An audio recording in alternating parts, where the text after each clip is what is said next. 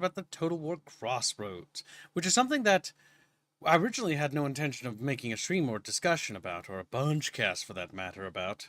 Hold on, I forgot to turn on the background noise. It's always something I forget to do. Our ambient music. I just realized how silent it was.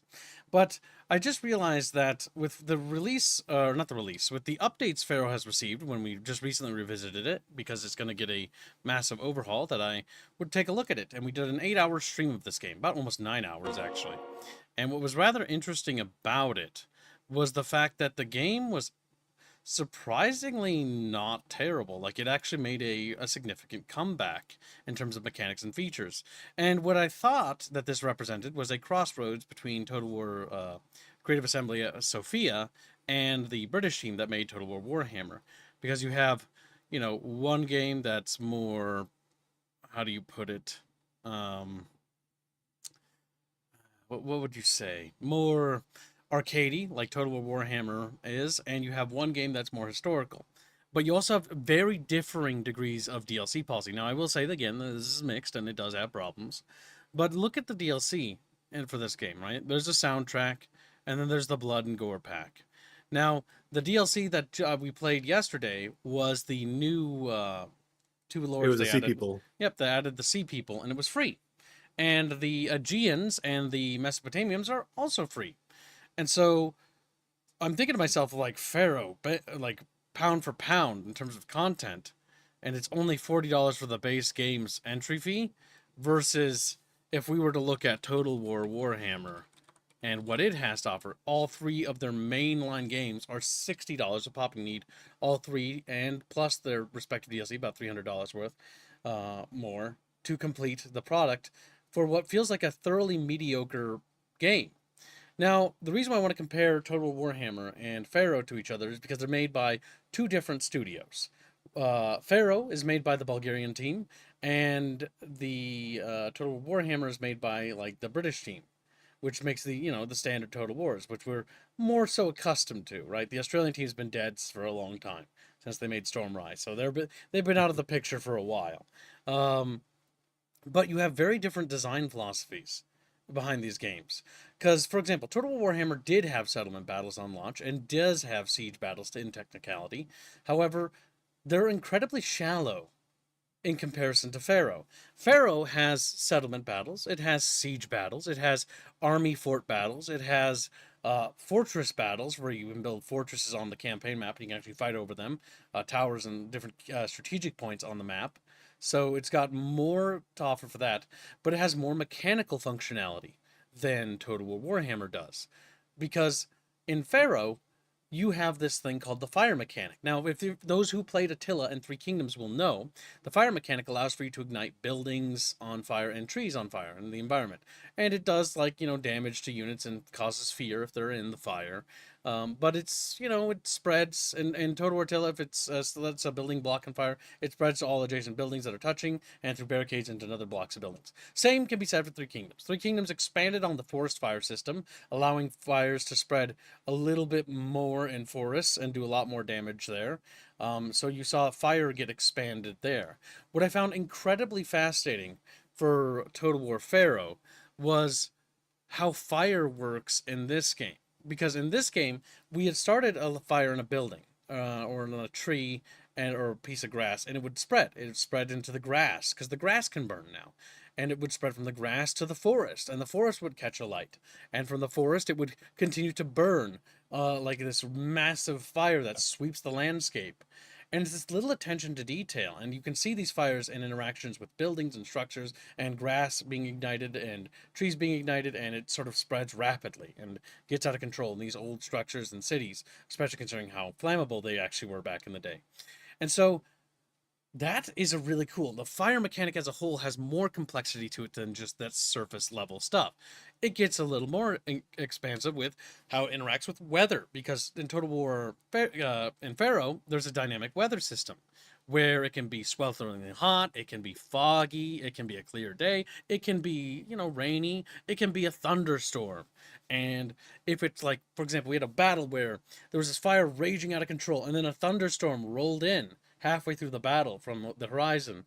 And basically, the thunderstorm it was raining so heavy that it made the ground muddy, and it also made the fire stop spreading. So anything that was burning, it burned, and then it stopped spreading. And this dynamic environmental functionality was something that I can only think of, but nothing but the absolute praise. It's really cool, and I hope they expand it actually yet further.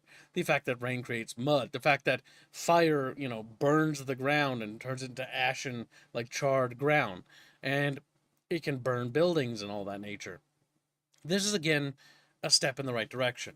And the reason why I wanted to also make this stream was when we first played this game when it came out, it was incredibly underwhelming as a game. It had nothing in comparison to what it is now.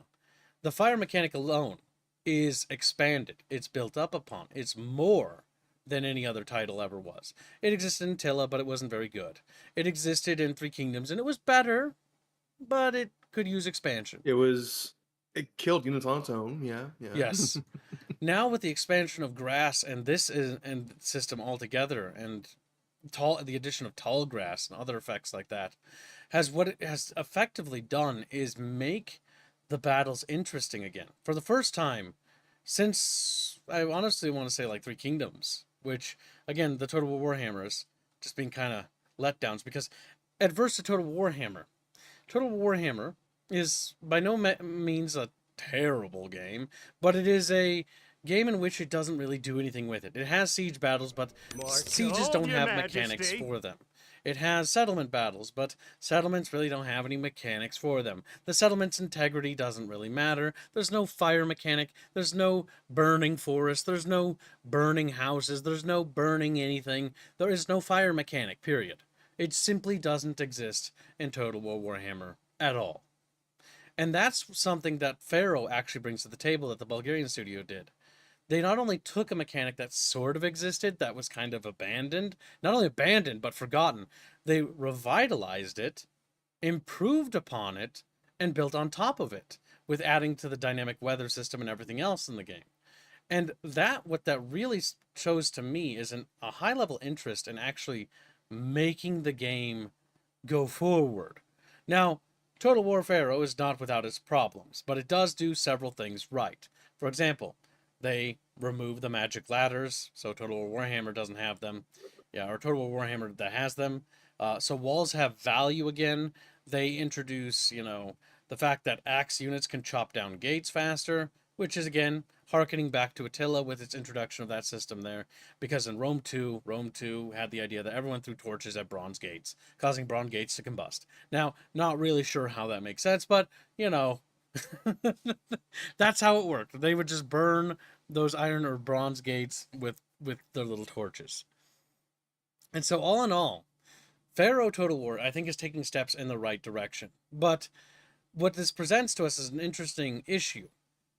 Pharaoh is made by a different studio, and they want to take Total War back to its roots.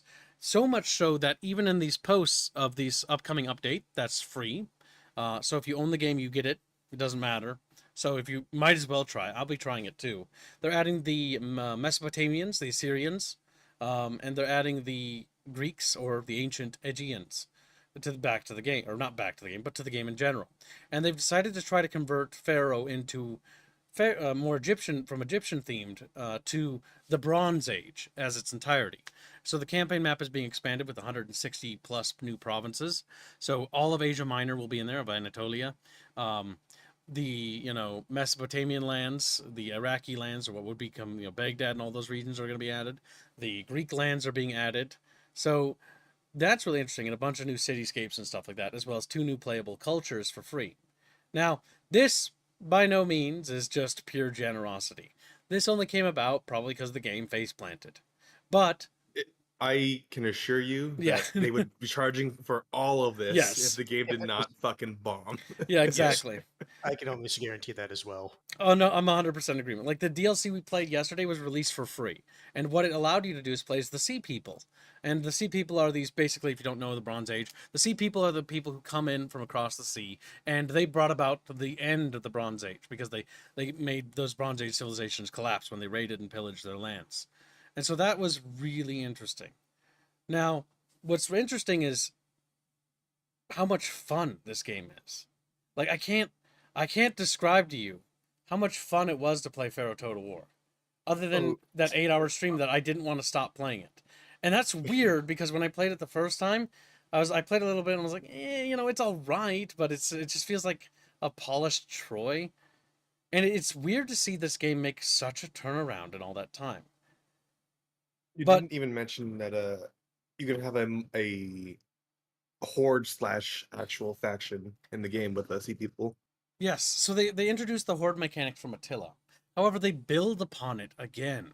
And again, this building upon old mechanics. Now, granted, I will say that reintroducing these factions mechanics are something that should have been in the base game anyways. However, that being said, the horde mechanics here are more interesting than they are in Attila. Like, for example, in Attila, you have your horde mechanic, and then you settle, and then all your hordes convert instantly to armies. What's interesting when you play as the sea people is your horde will not convert into a settlement. In fact, you can colonize a settlement and take a population from your horde and place it into the settlement, but your actual horde itself will remain a horde, and you can transfer it to be an army later if you want. You can convert them to an army, which will reduce the amount of upkeep it takes to feed all the people in the horde. However, you don't have to. You can have horde mechanics while also playing as a settled civilization, because we played as the sea peoples of Ilos, or the Ilos guy, who's basically this deranged psychopath who believes he's the brother of the sun god Isul, and is going around burning the world to get his brother's attention. Normal stuff.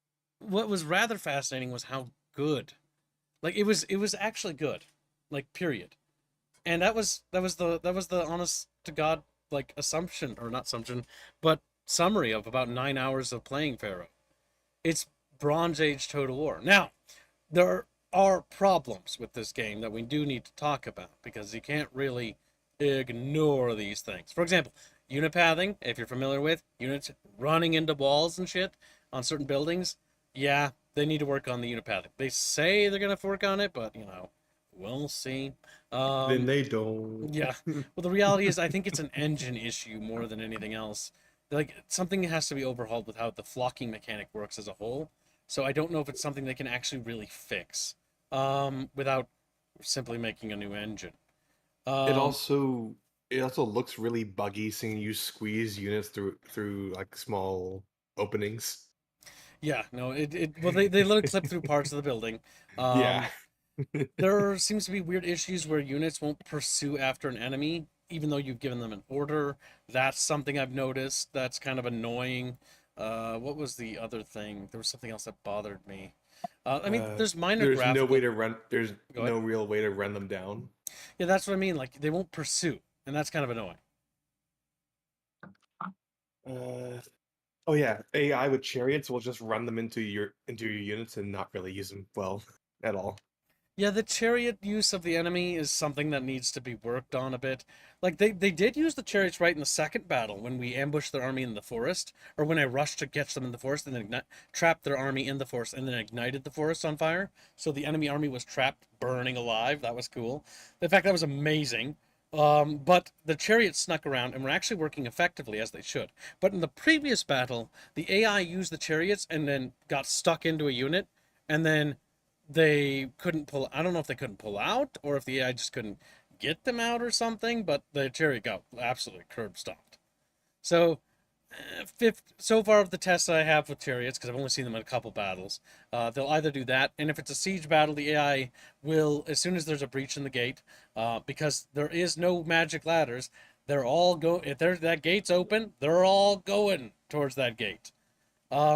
The one thing I will say, though, is the fucking siege battles in this game are actually good.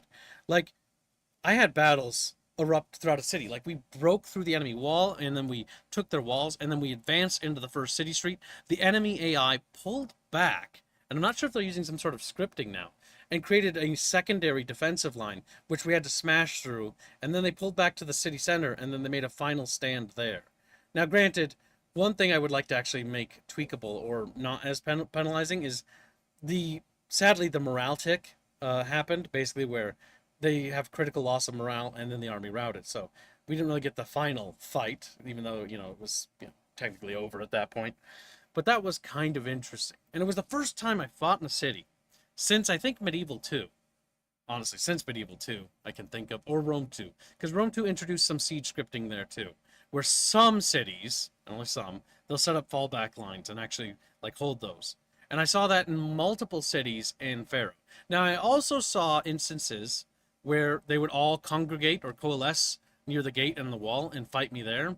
But those battles were when they had so few troops that I don't think they had enough troops to actually have fallback lines. So it was all or nothing doctrine there, and I'm not sure if that's true. More again, I only played about 9 hours of it. More testing is required. Now, as of its current state, I don't recommend anyone buy this game. Not yet. Not until after we stream the next patch, which is something I want to also talk about too. Pharaoh bombed, and this is something we do need to address. This game not doing so good. Still isn't doing good. Probably not going to do good when you find out this bit of information. This bit of information might make you decide not to ever try it. And I would totally understand why. This last update, or this last content drop with the Aegeans and the Mesopotamians, is the last content that will be added to this game. They will be patching it still, and they'll be patching up and fixing things. But that's it. And I also want to point out that this announcement comes after the Steam sale ended. All right, I want to point that out because I'm not sure which corporate executive did that, but that's incredibly sickening because people might have bought the game before the Steam sale and expected, more content support in the future, and now that's not going to happen. So, I want to point out these facts that I find interesting and I think you should be aware of. But yeah, so beyond that, all things considered, I actually had fun with this game for the first time. Now, granted, it's been out for almost a year, so yes, it took about a year's worth of patches, but it's in a state in which I actually find it on the level that I found Three Kingdoms in, that Three Kingdoms was at its end state too. Where Three Kingdoms is pretty fun. However, it's, again, if you've played it, you'll kind of understand this, like, wow, it's kind of a shame they dropped this one. But to go back to my first point when we discussed Total War Warhammer, right?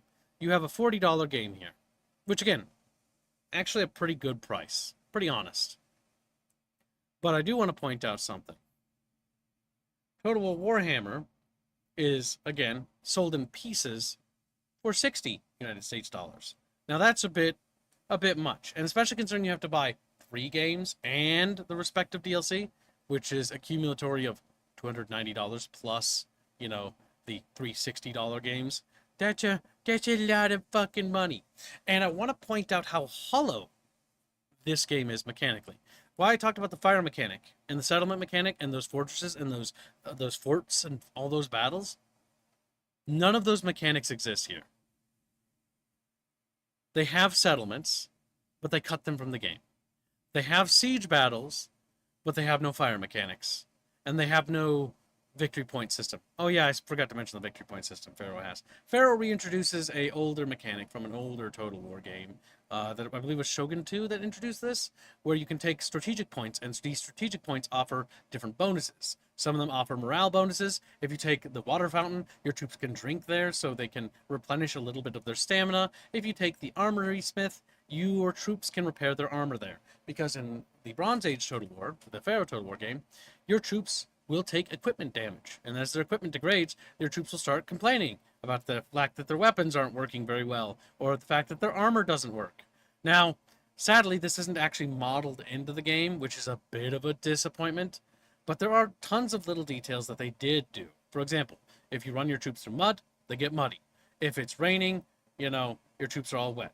If your troops are covered in blood, they're covered in blood, which is nothing new there. But speaking of blood, the blood DLC in this one, I think does the most, and I still think it's still dumb that they charge $3 for blood. But either way, the one thing that the blood DLC does here is it adds a couple of things. So there's a lot of river battles in this game, which is weird because all of the games sort of removed river battles. Like Warhammer doesn't really have them, but there's a lot of river battles. In fact, there's rivers that run through towns and shit too. And what's interesting is if you fight in those rivers with the blood DLC, the blood will actually get in the water and then go downstream, like further down the river. And so the river will literally turn red with blood from all the fighting. Now, I will point out that this disappears after the guys die, so it's probably to save on, processing, but it's a nice attention to detail. Also, like chariots and their wheels will run through corpses or blood, and they will leave tracks of blood in, like, little tires, which looks really nice. Not only that, but if troops run through dead bodies, and the same way they run through mud, they will track and leave footprints of blood behind them. Just little things like that I thought was fascinating. Little attentions to detail. Now, the rest of the blood stuff is your bog standard stuff. Limb lops, slicey bits, the usual. Arms fall off, heads fall off, leg fall off. The stuff you hope's there. Yeah, the basics.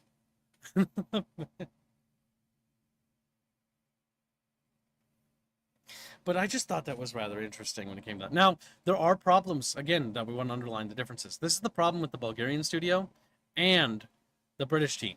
They don't share the code, and that's very evident for one key fact. In Total War Warhammer 3, Total War Warhammer 3 has this over Pharaoh. In Warhammer 3, you can play with up to like 8 people, I think, in a multiplayer campaign, because the multiplayer campaign code was improved there. That is a step in the right direction. That's good. However, Pharaoh is operating on some sort of older code and can only be played with 2 people in the standard cooperative or head-to-head style campaigns that you are familiar with from like Rome 2 or Shogun 2 or Attila, etc., etc., etc., or Warhammer 1 and 2. So it's operating off of older code. This is a disappointment in my opinion because it means that they're not actually sharing information. And you know that now because the Pharaoh team is using the ideas of Three Kingdoms with the fire mechanic, and they are expanding upon it, right? Which is really cool. But the British team is not. In fact, they completely abandoned it after Three Kingdoms. Because the British team did make Three Kingdoms, but where's the fire mechanic in Total Warhammer? There is no forest fire. There's no grass fires. There's no house fires. There's no settlement damage. It doesn't even matter. Settlements don't exist. Besides the wall, like that's all that really is there. The houses don't matter. There's no strategic points inside them. I mean, they're capture points. And the closest thing they tried to do was they made that supply system where you can build magical towers. And again, I think they're leaning too hard on the fantasy crux here. Now, before we go any further into our tangent, we do have some donations, or a donation from our little Australian chatfish named D. D donates 3 generous Aussie bucks, and thank you very much. He said, old mechanics just dressed up as new toys. Now, that is true. So, one Quite a thing few of them. I will point out is the update, when they're talking about the general update for the final update, the Dynasty one, which is fucking massive. It's like an expansion, basically. But the one thing I found interesting is, where was it? Where was it? Where you're going to look at it and be like, that's not new. Family tree. Yeah. So, Oh, yeah, that was Look, There annoying. it is. there's the family Where tree. it's like, Wow, it's new. It's like Creative Assembly. I mean, hold on. It might be new. Okay, benefit of the doubt for the Bulgarian studio. Maybe the Bulgarian. I don't think Actually, the no. Bulgarian studio has ever worked with the family tree. what I was going to say is, unironically, it might be people in the studio who actually just don't know that family trees were in the earlier Total Wars. Well, this is the Bulgarian studio, so it's very not likely that they technically had that because I don't think Troy has a family tree system, if I remember right. But I can't recall correctly from memory. And this would be up to our little chatfishes if they remember the specifics about it.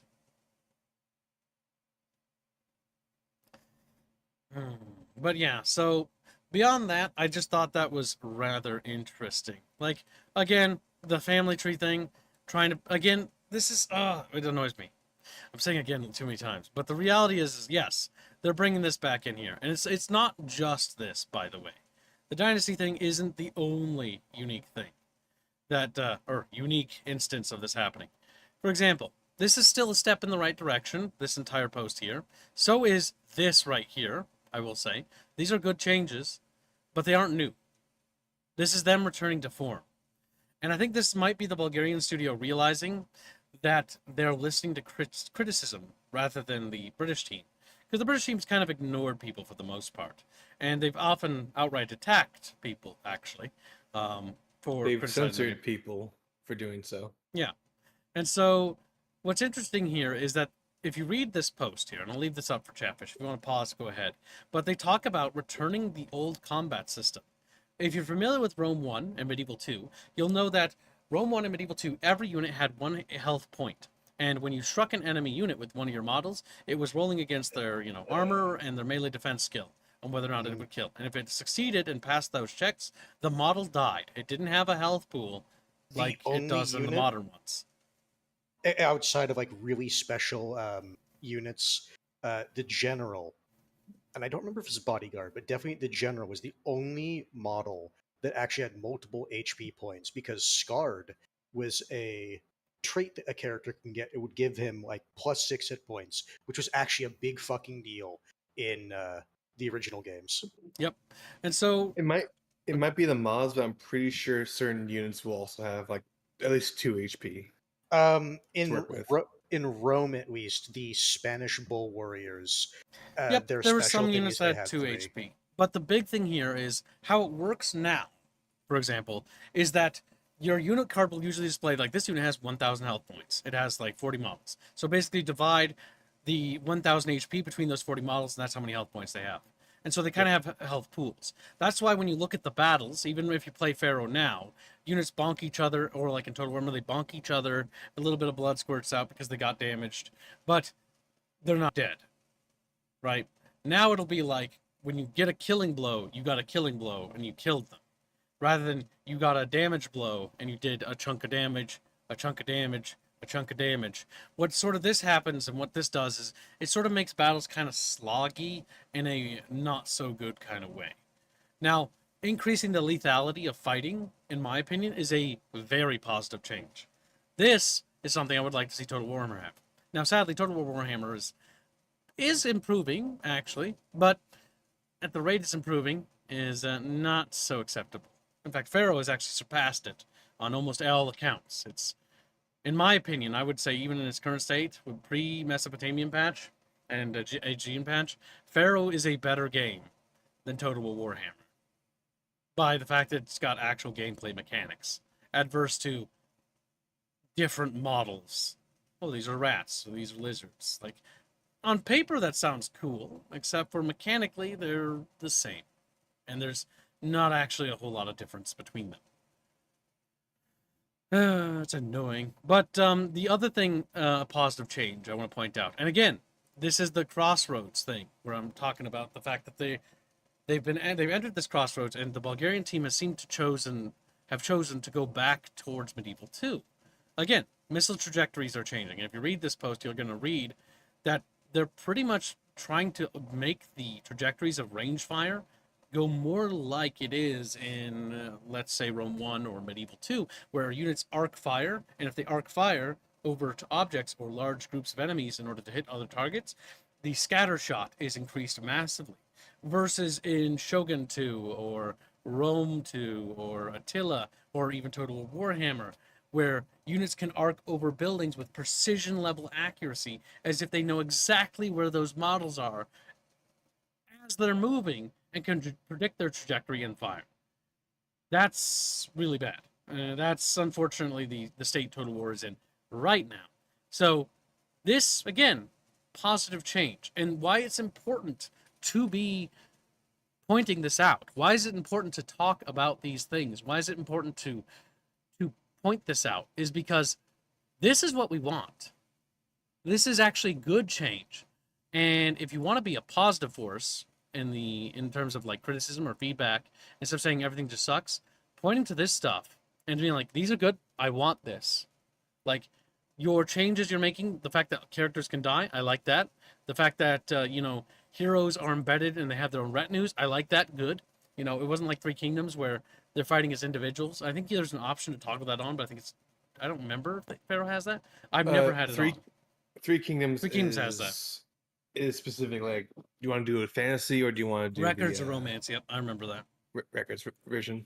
So again, positive change, positive change. Fire mechanics, expanded siege mechanics, expanded dynamic weather systems in terms of how battles work. Now, bear in mind that Medieval 2 had this as well, if I remember right. Like, a snowstorm could appear. I don't think the game would ever tell you if there was a forecast, though. It just sort of randomly happened, if I remember right. And there was no really rhyme or reason, and nobody was able to really do anything about it. The forecast system is more like a more direct system, showing you like, hey, it's like, for example, when we played one of the battles, it's like there's gonna be a storm or something, or fog's gonna happen, or the rain will stop later in the day. And I was like, okay. And I fought and attacked this enemy settlement, and all the way to the end of the battle, because the battles in Pharaoh are more like Medieval 2 and Rome 1. You're not going to be ending battles in 10 minutes. You're not going to be ending battles on like 5 minutes, unless you're like doing the beginning battles. Most battles, what it's sort of turned into me has been like 20 minutes, 30 minutes, 40 minutes, an hour. There have been battles where we've actually run the clock out because that's how grueling the fighting's been. We've had to rotate troops in and out because of the equipment system and come up with new systems like that. And exploring these mechanics and having to actually care about the integrity of not only my manpower, not only the vigor of these men, but also their equipment and the condition their equipment is in is actually really refreshing. Like, I was rotating troops in and out of combat against an enemy blob while basically pressing into the enemy city by using concentration of force tactics to basically wear them down, make their equipment break, make them exhausted, and with a inferior force, by using concentration of power, I think it's concentration of power is what that's called, I was able to take an enemy that outnumbered me by 1,000, face them head on, and grind them down to nothing. And that was actually incredibly satisfying to actually be able to do that. It took a fucking while, though. It was a fucking slog. We had to rotate. It's like Halsey's boys had to back up, then we had to throw Grumpy in there. Grumpy was tired, then we fucking back him up, and we throw in Choomba's men. Like, we just kept rotating and cycling and cycling. But eventually, they started eroding away at the defenders. And the funniest part was you lost the battle, and then immediately on the next turn, you can auto-resolve them for nothing. Because I ground against them for an hour. For a fucking hour. I kept doing this strategy. And it didn't end in a loss. It ended in a draw, squealing. And then, the next turn, there were so few of them left, I just was able to auto them. That was funny. But yeah, so like, this is honestly the first time I've had fun with Total War in a long time. And the reason I wanted to do this stream is that I want to start drawing attention to this game now. Mostly because I think that you guys could find this interesting. Now, I still, again, advise against getting this game. But I do advise that you put it on your watch list. And if you got $40 to spend and you want to give it a shot for 2 hours, it doesn't hurt to give it a shot. Because what's interesting here is that if you're like me and you were wanting like mechanics. Now, granted, I do want to underline again, some of these mechanics, and quite a few of them, aren't new. Like, for example, the trajectory thing, lethality thing, this isn't new. This existed before, but Creative Assembly, the British team, took it away in favor of big health pools and sponginess thanks to Total War Warhammer. That actually affected Three Kingdoms, and Three Kingdoms still has that to this day, which is one thing I actually don't like about the combat system. The fact that they're bringing back lethality into the game and as the system is something I really like. I like that because when my guy hits somebody with his bronze axe, I'm sorry, but like, he fucking struck him across the chest. Unless this guy, magically patches that up quickly, he's out of combat. Because he is leaking, and he's leaking bad. He's not going to get better. He's not going to be like stabbed 4 times with a spear through the chest and keep fighting. Because that's what Total War Warhammer is, and technically right now, that is how Pharaoh operates, because this patch has not dropped yet. But I do enjoy how the gameplay feels. I'm hoping that this lethality will make it feel more like Medieval 2, and that's why I'm interested here. Because right now I'm enjoying Pharaoh. I think that's worth checking out. However, if this works the way that it does in Medieval 2, in this game, this is going to make this game incredibly strong as a Total War. And they're also expanding the battle maps. This is another thing I want to point out. So people have complained about Total War's battle maps being tiny little boxes, because they are tiny little boxes. They're actually, again, listening to feedback and expanding them. The reason why it's important to underline this and why it's so important to point out to Pharaoh and pat them on the head, because they're doing a good deed. And good deeds, when they give us what we want, should be rewarded, not scalded, not dismissed. We're like, yeah, no, this is a step in the right direction. I like this. Because I How do. do you teach a company? By positive reinforcement. Yeah, this is what I want to see. As somebody who's been kind of, sort of, not necessarily black-pilled, but very much burned on Total War to the point of, like, incredibly bad. I played every Total War game. Every single Total War game. Even the spin-off Total Warriors. I have played them all. There isn't a single one I haven't played. To date. And I must say, as a longtime veteran of the franchise, this is something I want to see. Again, these things like bringing back the Dynasty Tree thing, they should have been in from the get-go. But so long as it's in from every game after this point, because, and I don't think they're going to ever watch this stream, because they don't, criticism doesn't respond to criticism, but if I was to have somebody from Sofia, Bulgaria, or the British team here, don't remove mechanics. Don't take away things. Build upon them. And if they're not working, like naval combat, because Pharaoh doesn't have naval combat, and I really wish it did, because it would be super cool to see Bronze Age naval combat. It'd be such a shit show. But the thing is, don't give up on something and remove it. Build on top of it. If it's not working, like naval combat, expand on it. Build on it. Learn from it. Rome 2 and Attila's naval combat, they're bad. It's bad. Like, there's no lying. There's no, let's not kid ourselves. Attila and Rome 2's naval combat is so bad, I try to avoid it at every conceivable opportunity. It's terrible. It's janky. It barely works. It sucks.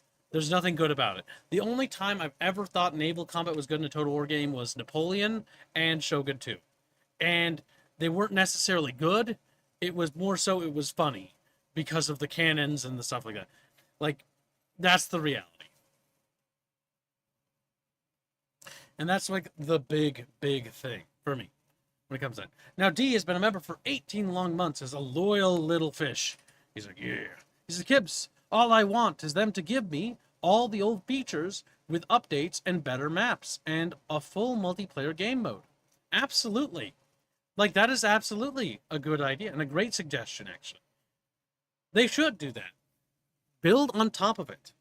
And that's again, I think, the point here that I want to underline. Because the Bulgarian team is new to making Total War games. Their first Total War game was Troy. Now, the first project they did was for Rome 2, and it was called Rise of the Republic, and that wasn't received very well. And Troy wasn't received particularly well either, because they were trying to follow in the footsteps of the British team with Total War Warhammer. Because Troy very much is sort of like Total War Warhammer. And that's why I really don't like it. And Pharaoh, it feels like in Pharaoh, at least the way the patches and the way the game is drifting, and the way this is set to go, based on reading these patch notes here, it's basically set to go back to Medieval 2. And that is a direction I want to see. I want to go back to Medieval 2, but I don't want to just get Medieval 2, but new. Like, D understands this too, and thank you for understanding that, because that's something we should all be on the same page. We want them to build on that idea, to build on top of it. Be Medieval 2, but more. Have family trees, but expand them. Have siege battles, but expand them. Add the fire mechanic, you know? That's really cool. Add dynamic weather effects to the world map. Add more mechanical functionality to the world. Make the battlefield part of the game as well. Allow me to do things to the battlefield. Even like, you know, the ability to terraform somehow. Maybe you can build your own custom forts or something. Maybe we can, what's the word? You know, use traps, but somehow make terrain more attached to the gameplay. Tying these things together expands the amount of playable options we have. Allow us to build like custom bridges, maybe. Allow us to actually build things on the campaign map that tie to the battlescape as well. Tie these systems together, and it will basically take the amount of options we have for battles and quadruple them instantly by doing stuff like that. And that's this kind of stuff I want to see more. I think I only tried the naval combat cycle in Rome 2. was when I was bored and wanted to mess around with ships. Oh god. What about Empire's naval battles? They were okay, but Napoleon, I only remember Napoleon for the most part because Empire sucked. Like, Empire was such a disappointment. It had so many cut features, cut mechanics, cut systems, and it was such a shell, it was such a hollow shell of a game. I just don't remember Empire that much. I played Napoleon Total War later, and Napoleon Total War had so improved on the formula. And what made me mad about Napoleon, because Napoleon, I love that game. Napoleon should have been an update for Empire. Had they just taken those fucking improvements from Napoleon and it to Empire, would have made Empire a much better game. Just like Rome 2. Attila added like fire, civilians, and added all these things, but it was a standalone expansion. God damn it, it should have been part of the base game for Rome 2. Like, they sold it separately to get more money out of us, I get that, but god, it should have been the end game. Oh, I hate when they do that. Their DLC policy is something I do want to underline. Total Warhammer, multiple games, tons of DLC. I just, no. Like, even though I'm a content creator and it's my job to cover these games, I'm still a gamer. I still don't want to buy the game 3 times. I don't want to buy the game not only 3 times for the same game, but have to buy fucking DLC for each game to get a complete product at the end. Like, I could barely stomach the DLC policy that was in Attila, where it's like, okay, you can play as the Vikings if you pre-order. You can play as the Greek city-states if you pre-order. It's like, you can play as, you know, the sand peoples, sand tribes, desert kingdoms, like the Kushites, if you pay for it. It's like, but they're in the base game. They're right there. They're right. The only time I'd be I think, even remotely acceptable of something like that, if it built onto the map or something, and even then, we're getting hollow games, missing things. This, what I like about Pharaoh is, even though this is an apology, and I appreciate the apology, I do, but I think this is a lesson to be learned from. Look at that. 2 DLCs. One's just the soundtrack, and one's just the blood and gore. And all the other stuff they've released for the game has been free updates. I like that. Now, granted, I would like it to be in the base game from launch, but I understand that the modern game developers like to make things as early access titles. Even my beloved Helldivers 2 is a glorified early access game. Oh, God, kill me. It's like waiting for new content all the time. Gone are the days of having a fully complete product. But that tangent aside, I still am very much of mind that I like this direction. I am actually kind of positive about Total War again. I had a good time in this game. I played about 8 hours, or 9-ish hours yesterday, and it was the most time I spent on this game, I think. And, yeah, about 11 hours in total. And it was, I enjoyed my time, and I actually want to play it again. I'm looking for it. I'm interested in the update. I'm interested in the content for this game. I actually think Pharaoh is cool. And I feel weird thinking that. I feel like I should hate everything. But here I am for the first time forever. And there's a Total War game I'm actually happy about. And I thought it was worth mentioning. Mangala says, I remember when playing that mod as Templars. Oh, God. Chat started. When I played Medieval 2, most of the time is with stainless steel mod. Yes, the mod ability is pretty good. One thing I must complain about as well, as a concern, is the mods for Pharaoh. There are a handful of them, but you can tell this game isn't as popular as the other Wars. There are 229 mods in total. Now, granted, some of the mods are pretty good, but yeah, there are not that many. So that's one thing I do want to point out if you do decide to try Pharaoh. But I do think Pharaoh's pretty good, and I would recommend waiting anyways until when is it? I think it's, I don't remember when the patch is supposed to drop. If it says anywhere in here. I don't think so. I think it's like in the next week, or it's sometime this month, I think. I think it's next week. Thursday, I think. Can't remember. Can't remember off the top of my head. But all in all, pretty fun. Bean counters, shipping a full product. Yeah, pretty much. Corporatists don't like that. It's all about milking it. Mythic says, out of all the Total War games, I still play our Shogun 2 and the original Rome, and its expansion. Which expansion? Barbarian at the Gates, or Barbarian Invasion, I mean, or the Alexander one? I assume it's Barbarian Invasion because I remember people not liking the Alexander one. Personally, I didn't like it either, even as a kid. Yeah, so. Mostly because I thought Alexander wearing leopard skin looked kind of girly, and wasn't a big fan of that. It would be great if you could. Dog says it would be great if you could still build. You could build smaller settlements into bigger cities. Yes, absolutely. That is another thing.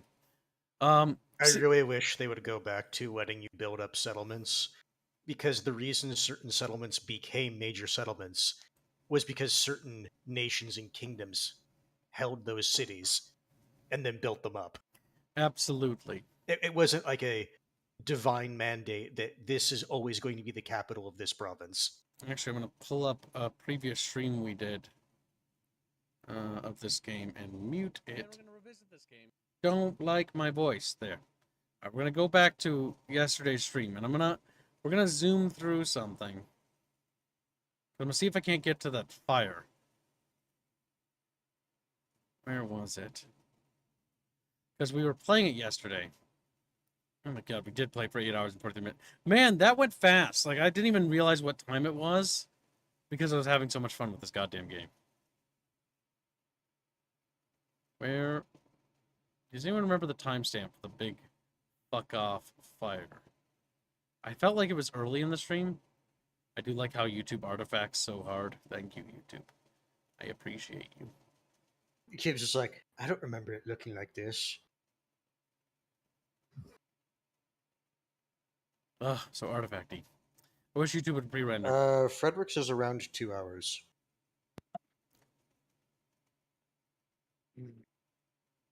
Rain.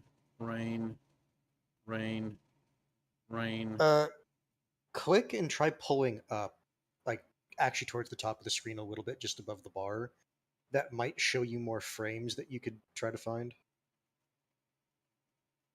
Oh, this was it, I think. That's gonna hurt. Alright. This is gonna be weird. Chatfishception. Just like, wow. But yeah, so here you can see the fire mechanic. And for example, here, it's spread past the buildings. Come on, Kib. Come on, past Kib. You know you want to look at the fire. It's tickling your autism. I can see it in the corner. Past Kib's like, no, I don't want to look at it. I will just change the speed too.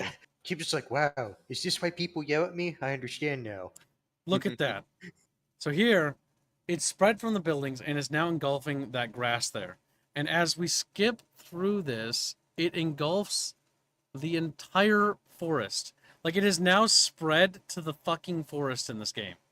From that settlement there, it is spreading. And it spreads so far, it goes off the fucking map. It goes off the map.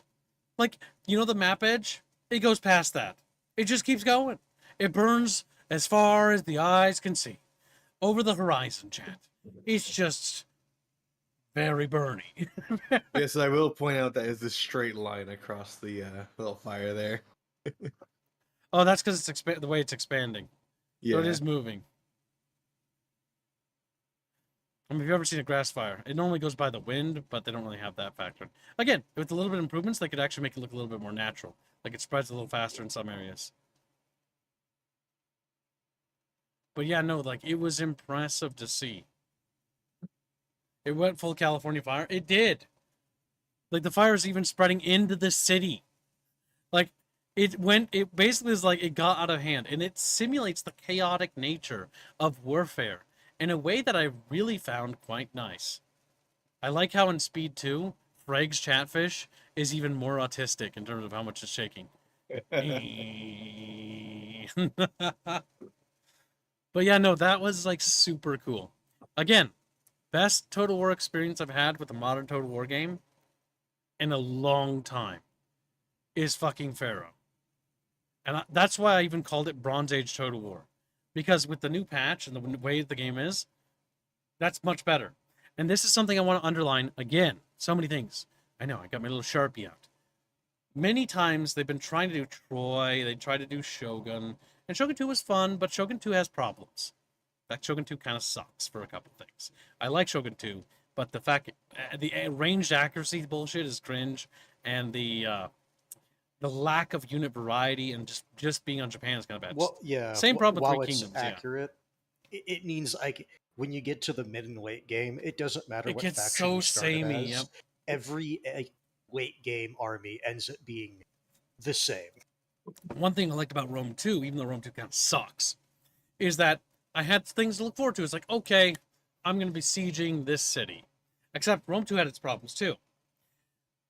Barbarian cities are so fucking boring, and they're all the same. It's like 6 types of them, and so you'd look forward to sieging different things. What I kind of like about the Pharaoh Total War is that they sort of made sure that cultures are broken up, like the Canaanite cities, the Egyptian cities, the Hittite cities, and they're going to have the Mesopotamian cities and the Aegean cities. So that way there's a lot more flexibility when it comes to different types.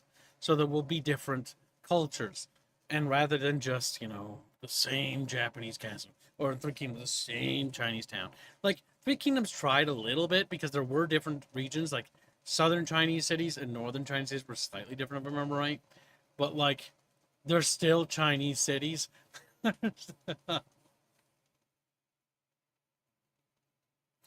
Aphrodite showing off some ass cheek, chat. Whoa, it heats. All that enhanced shit. No, it is what it is. Is that Greek fire? No, there's no. This is the Bronze Age. The Greek fire hasn't even been invented yet. They're still trying to figure out how to make There is sword no not Greece. Yeah, there is Greece. They're called the Aegeans at this point. I don't necessarily, like the geographical area is there, but like, And the Greek gods Greece. exist, like Aphrodite, Apollo, Ares. Just you're the Greece you're thinking of, the post Bronze Age Greece, like the iron ones, which kind of The Iron Age. because they get absolutely cream pied by the Romans. But that's the point. To be fair, they actually the idea of the hoplite formation was pretty strong. It lasted a while.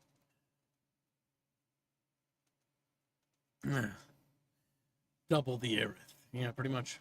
Fire is burning the forest, and it's still going, and it's off the map. Yeah, pretty much. That was one thing that I thought that Pharaoh did it really well. I mean, honestly, I kind of want to show you, chat, just a demonstration. And I think I will, real quick, of what I'm talking about when it comes to the how the fire stuff works in a city. We're just going to do a quick demonstration. And this will kind of show you what I mean by the whole fire spread thing. Warning, risk of seizure. I don't have seizures anymore, though. Don't care. So let's open up a little custom battle and show Chatfish what I'm talking about. Just a random city or something. Ideally something with grass. Man, one thing I will say they need to work on is their fucking map previews. Like, I can't really tell what kind of environment it is. There's literally just a fort. I don't know. There's probably grass here. Like, odds are, chat. My brain don't work. My brain don't work, Chatfish. Alright, those guys got Bernie dudes. Alright, let's just do this and show Chat. What it means to be a sea people. She people. Ursu. But the big thing here I want to underline is, because most of you, and do shout out if you don't know what I'm talking about when it comes to Total War Siege battles for Warhammer, but Warhammer battles don't really have any mechanics. So, real quickly, because I can demonstrate it, let's show you quickly. So first things first. The first thing you're going to notice in the upper left-hand corner is this little building icon. This is the settlement's destruction level. As the settlement deteriorates, if you're familiar with Three Kingdoms or Attila, the defenders will start taking penalties. So the more you destroy, the more buildings you burn, the more destruction you cause, the worse the penalties get for the defenders. It affects their morale, it affects their melee, it affects their melee defense, and it affects their fatigue. The more you destroy, the stronger your momentum gets, which is interesting. The other thing that I want to point out is this. This is the forecast system. Now this shows you that the current weather is dry, which means it's favorable for burning stuff. But later, at some point, don't know when, could happen last second of the battle, could also not happen at all, by the way. I've seen that happen. Where the forecast simply just, it never materializes. But the storm and then what its negatives do. And you can see that there's different terrain things. Like, for example, the big thing I want to point to. Actually, the first thing I want to look at is, did something reset? Color adjustment is... That's perfect. Okay, it's just kind of brown and muddy here. Okay. Normally it's more colorful, but I think it's because it's cloudy overcast. Because technically it's going to rain. But you see this grass here. Now, grass is nothing new in Total War, but this actually is a mechanic now. This grass does stuff. This stuff burns. For example, this little road here, fires will not spread past it. So, when thinking about fires and how they spread, you now have to think about the battlefield in a strategic sense of where's it going to spread, right? Like tall grass. A mechanic added from Total War Arena, by the way. Total Arena was the one that had tall grass. But this stuff catches fire. Those trees will burn. Like, all the shit will burn. If set alight correctly. And for example, buildings and how fire works here. Let's say we set this building over here on fire. This building will spread. And if it spreads to this building, it'll catch, if this grass is touching, this grass on fire. Which this grass will then spread the fire all the way to these buildings. But if it rains, it'll actually stop the spread of fire. So the real quick thing I want to show is just showing you that fire that I was talking about. And we're just going to go forward, and we're just going to set things on fire real quickly. And enable pillaging, so our dudes burn stuff when they stand there. And you're going to see what I mean. The other thing I want to show you is this. So, you see that little t-shirt on that unit? There's a couple things they show a little bit better here that I like. For example, the 2,700 number out of 2,700 number next to fresh on that tooltip, that is how much ammunition they have. That is each individual round it counts. It's no longer an arbitrary bar. That's nice. I like to know details like that. Now again, because the lethality system hasn't changed, you notice this unit has 17,550 health points, distributed amongst 135 models. So 135 models have, that much health, accumulatively pooled. Now each model has 1,000 health or something plus. But that's one of the problems with this game, is that's the issue, and they're going to rework the lethality system. By the way, Kips is talking. It looks like there has been some deep changes on the devs, both developers and managers. How the AI behaves with these changes. The map has become a lot more dynamic with things like fire. It is interesting because I think they avoid fire. Like, I've seen them move out of fire, but I've also seen the AI have trouble prioritizing how to interact with it, so that's something they probably have to work on. We've seen the AI try to escape you by running through the fire. So I'm going to set those on fire.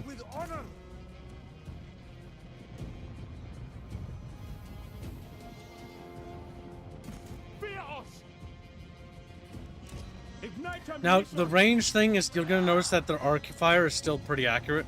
Those new changes have yet to go into effect. But now you'll notice the fire is spreading. The big thing is I want them to stop doing that, because they're going to ruin my demonstration by fucking killing me, so I need to get rid of those. But okay, so we set that on fire.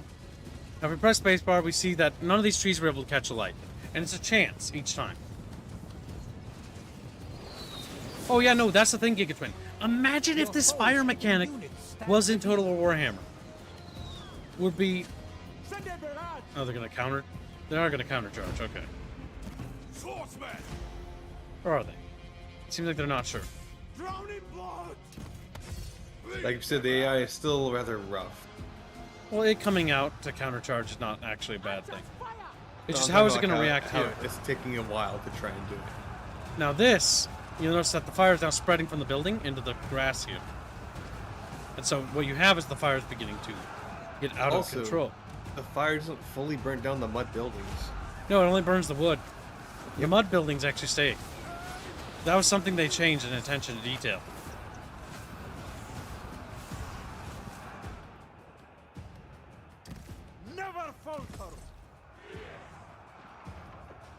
All right, one thing we could do. Fight hard!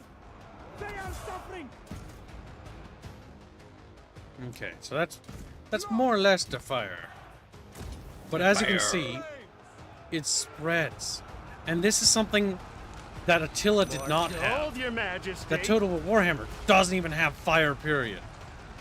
But yeah, so this grass, like all of this, is vulnerable. And you can tell because it touches, right? So it's going to spread. And based on that, it's going to spread up here.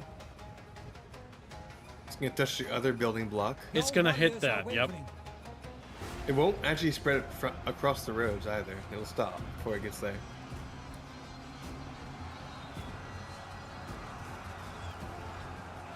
Also, yes, the blood is comically high because I turned it up. And you can disable blood squirts on the screen. I just don't mind them. Now notice this. This is actually great. So the dynamic weather is coming in. Now, the thunderstorm is arriving, chat. Now watch the fire interact with the weather.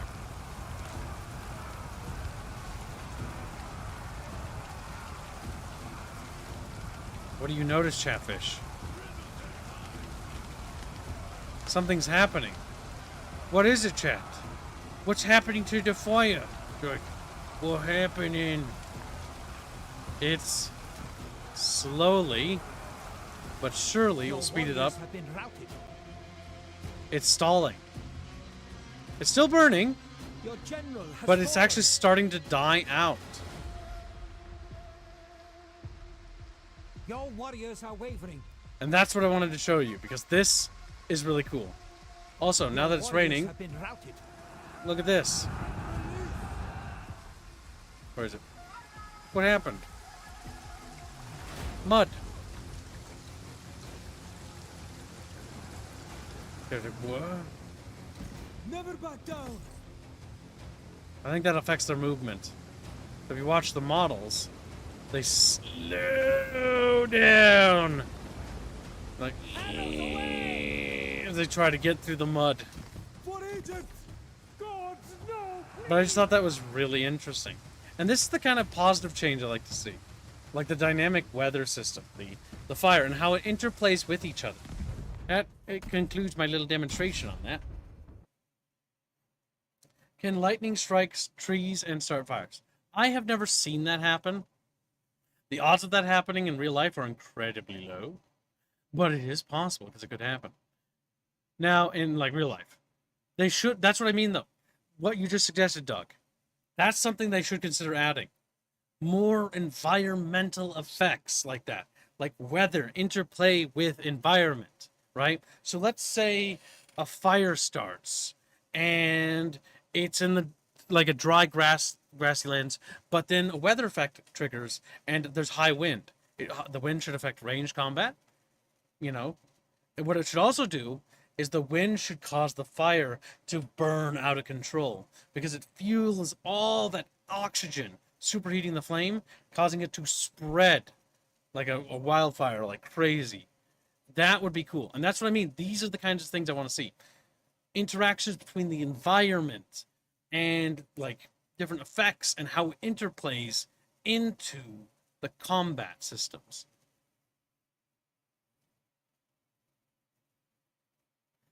Mud, damn, Medieval 2 would get a field day with this. Yeah, Mud's pretty cool. You know, that's what I mean. Like, imagine the Mud system in Medieval 2 or like Medieval 3, right? Like how that would work with knights is just slogs the troops down. The Battle of Agincourt, you know? Like, that was kind of important because the muddy fucking field the French basically tried to charge the British with, you know, bogged them down, tired them out.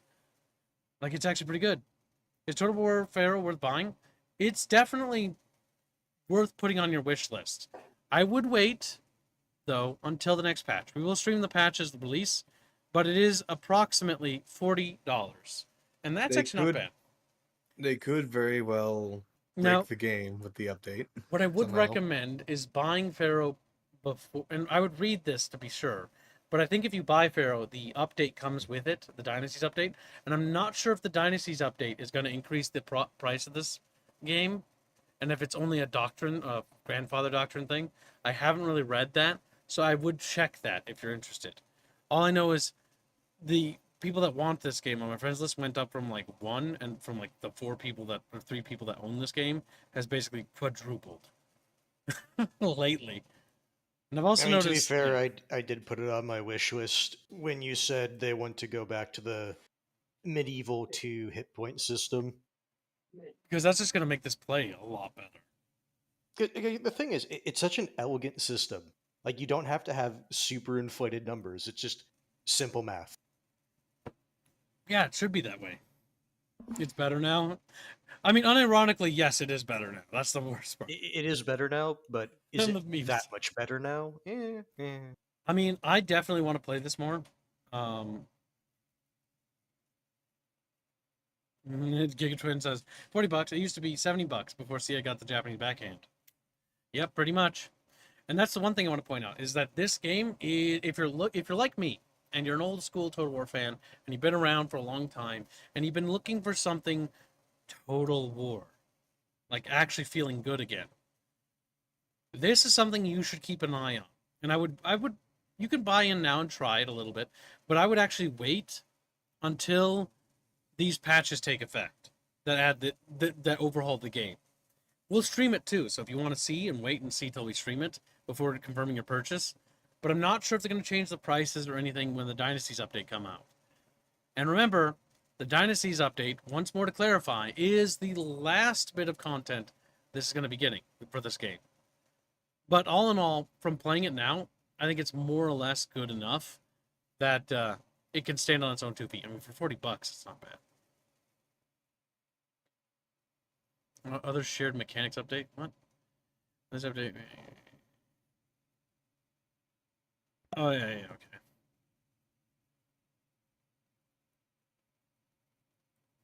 I'm wondering where they posted that one post. Is it here?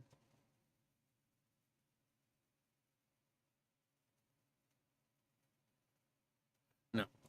It might be on their thing. Because I read that there was basically, this is their big thank you for sticking with them to basically, as they unfuck their mistake. But let's see, where was it? I don't think I know where it is. I do think it's probably going to be another EA situation, though, Kibbo. Well, it's not an EA situation. Nobody said what they're doing. No, I'm talking about with the community.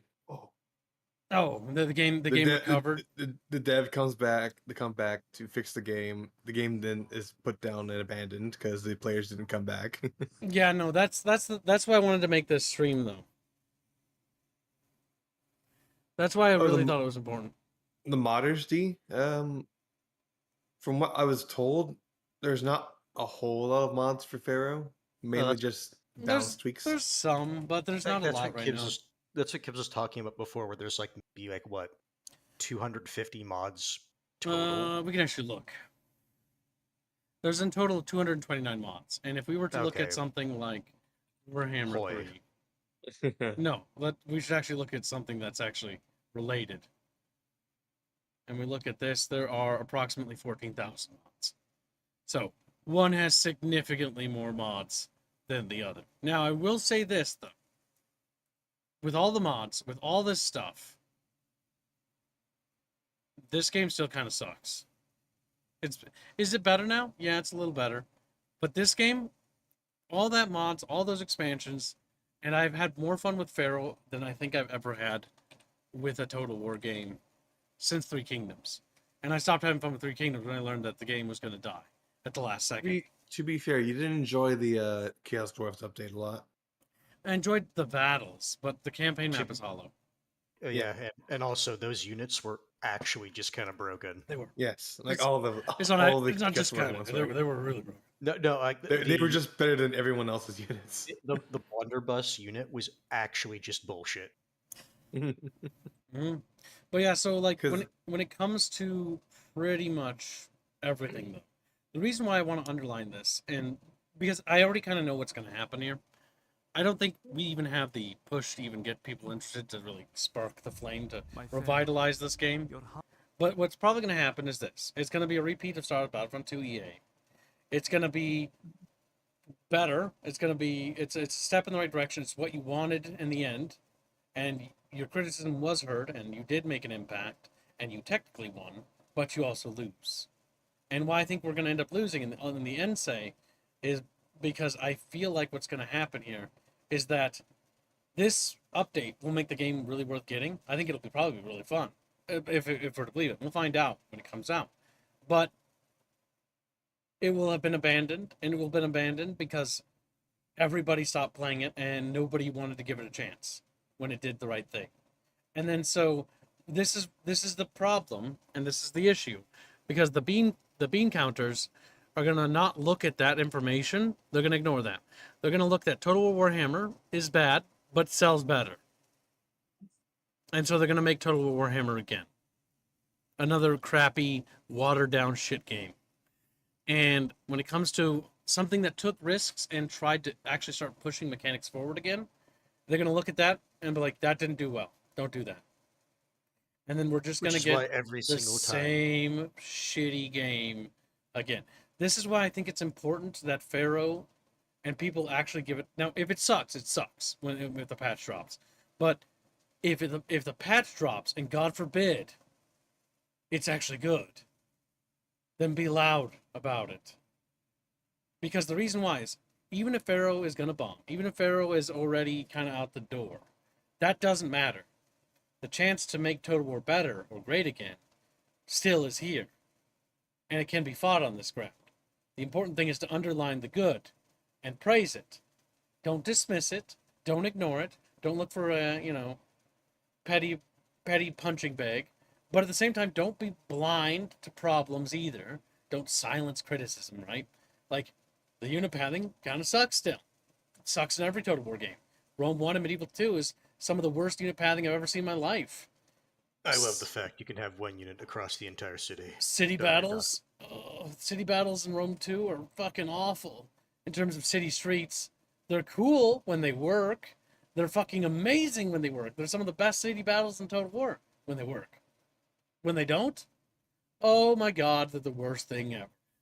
Because boy, oh boy, do units get stuck on every conceivable fucking thing. If I remember right, 3K died because they were gonna do 3K2, but then the China backlash killed it. Yep. Three Kingdoms is actually a really good Total War, still to this day, but it's unfinished. And it's unfinished for a couple of reasons. One, Creative Assembly's fucking greedy, and the British team. That's why I'm going to give Pharaoh a little bit of kindness this way. Because, yes, do they answer the same corporate overlords? Yes. However, creatively, they actually are acting independently in some of this stuff. Now, I do believe they're actually ordered not to make naval combat, if I remember right, by executives. I don't remember 100%, but that was a while ago, and I can't remember. So if anyone can source that, or if anyone has something to be like, no, that's not true, then feel free to tell me in the chat right there, and I'll address it so that we know.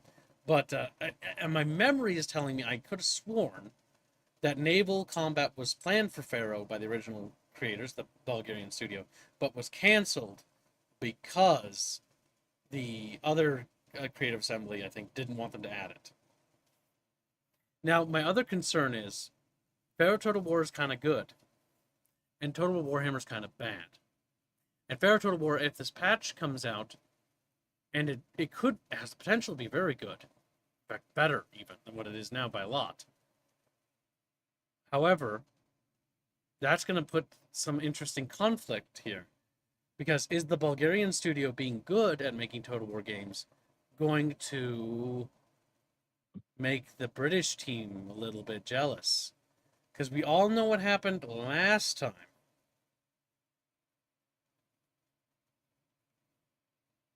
You know? And what happened last time? You know. What happened to the Australian Creative Assembly team that was responsible for Medieval 2 Kingdoms? It died. Yeah, but what happened to them? How did they die? What did they do that got them killed? To make a game that was doomed to fail. They made an RTS called Stormrise for the Xbox 360 and PlayStation 3, as well as PC. They not only made the Stormrise game, which was a sci-fi Total War game, weirdly enough, with whip select system, because it was for a console RTS. But they also were forced to release the game, I think like a year or 2 years or half a year ahead of schedule. I can't. It was ridiculous, like amount of time ahead of schedule. Like it was not supposed to be released for a while, and they were like, "Nope, we have to release it now." And then they released the game. It bombed. There was no advertisement material, and then the studio was shelved. That is why Total War Medieval 2, Total War Rome 1, and Shogun 1 and Medieval 1 have Jeff Van Dyke as the composer. And he's in some of the other ones, I think, as well. I think he did something for Shogun 2. I can't remember. But they also use a lot of tracks from Shogun 1 and Shogun 2. But Jeff Van Dyke, or Van Dyck, I don't remember about his name, he disappears. Because he was part of the Australian branch, from what I recollect. And that was their, like, composer for the Total War series. Which is why Total War kind of got a little derpy when it came to music. Like, it got kind of forgettable. Now, one thing that's interesting is Troy Total War and Pharaoh Total War are experimental musically. They are. And the music for Pharaoh is rather weird. And let's see if I can get the OST. But I actually kind of like it. Originally, I was like, Let me say, you should probably clarify. Yeah, there's a lot of Total War games. No, also, just the actual Pharaoh game, like you saw there. I don't know. Is that? I don't know. But musically, it's going in a different direction. I don't think that's the one. Oh God, I can't remember the name.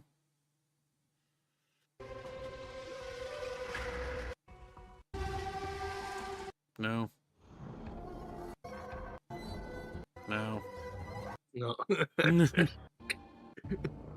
Nah. No. Yeah, you can see they're being a bit more experimental here. But I'm looking for the one track where they definitely go a little bit further. Well, that's good for you, Cloud Strife. God damn it! I'll never find it. Where's the electric? You can kind of hear it there a little bit. Oh God, I don't know what we call Napata, Lord of the Red Land. The foreign countries conspired. Wow.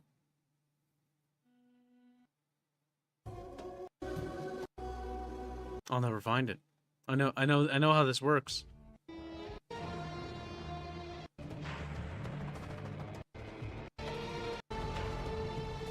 I can tell you want to do it. Oh, that's why it sounds weird. Oh, you forgot about that. I'm like, God, the music sounds kind of bad, honestly.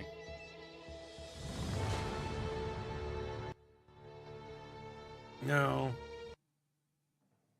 The worst part is I actually probably was listening to it, but the instrument sounded wrong. Well, anyways, there's fucking, like, electric instruments in this shit. God damn it. Now I made myself mad. And they do something experimental, and it's kind of really interesting, because it's like, musically, Total War hasn't really tried anything experimental in ages. It's kind of been the same shit over and over again. I'm gonna die sad. Oh, well. You can't prove your point. You can't find the proof, kid. I know.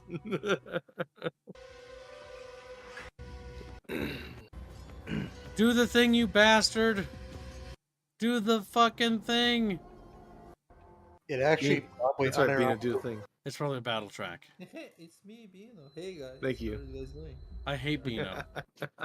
You see, Okay, I like, bet it was unironically the one who's like, oh, they're kind of doing it here, but because it was at the normal speed you play YouTube videos at. No land could stand before their arms. Maybe. You're about to love Bino because Indio told me that. No, he's shut not up, Bina. There we go. There you go. This is a bit more experimental, and you can hear it here.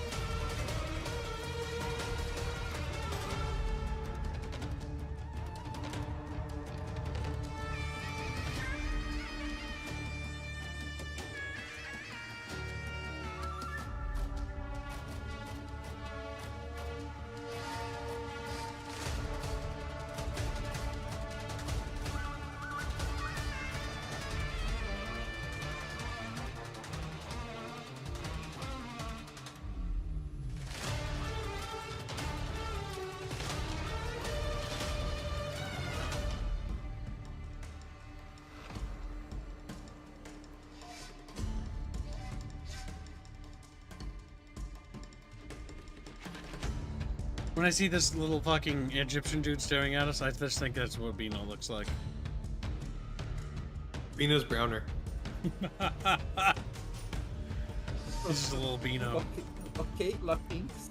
Latinx line. But you see what I mean, though? It's got like this experimental stuff going on, and what's kind of nice is it's kind of refreshing for Total War battle music because mostly it's normally the standard like thing. It feels like an action hack and slash music, you know, like.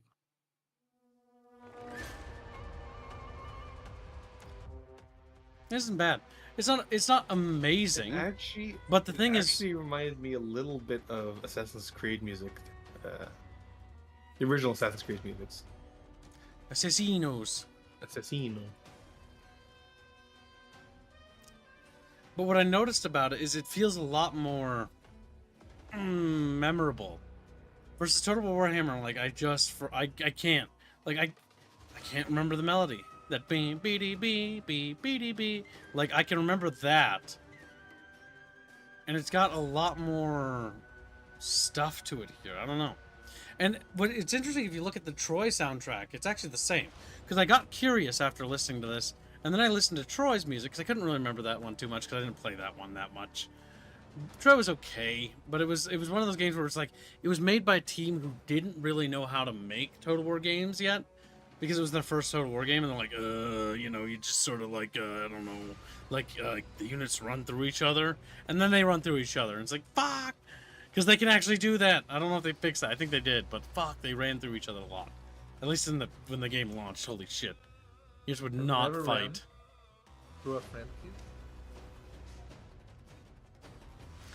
TT has kind of a desert vibe, like the Homo games.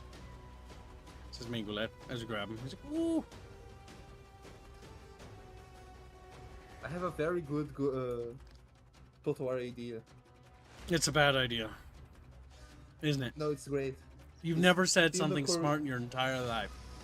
Sino-Korean Hyper War Total War. That's what I thought. Dumb, childish But meme. make it, but, Quiet. but have Beano, it- silence.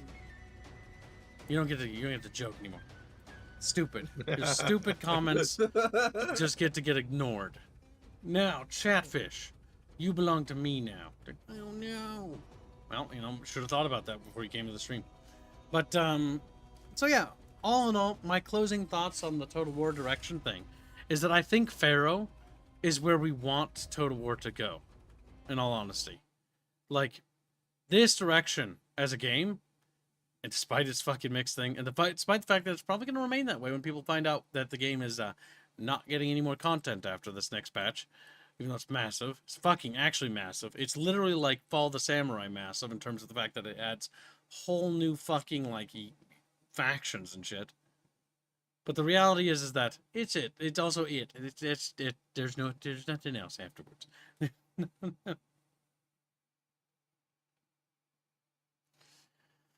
But yeah, it seems like I'm the only one who had anything to say.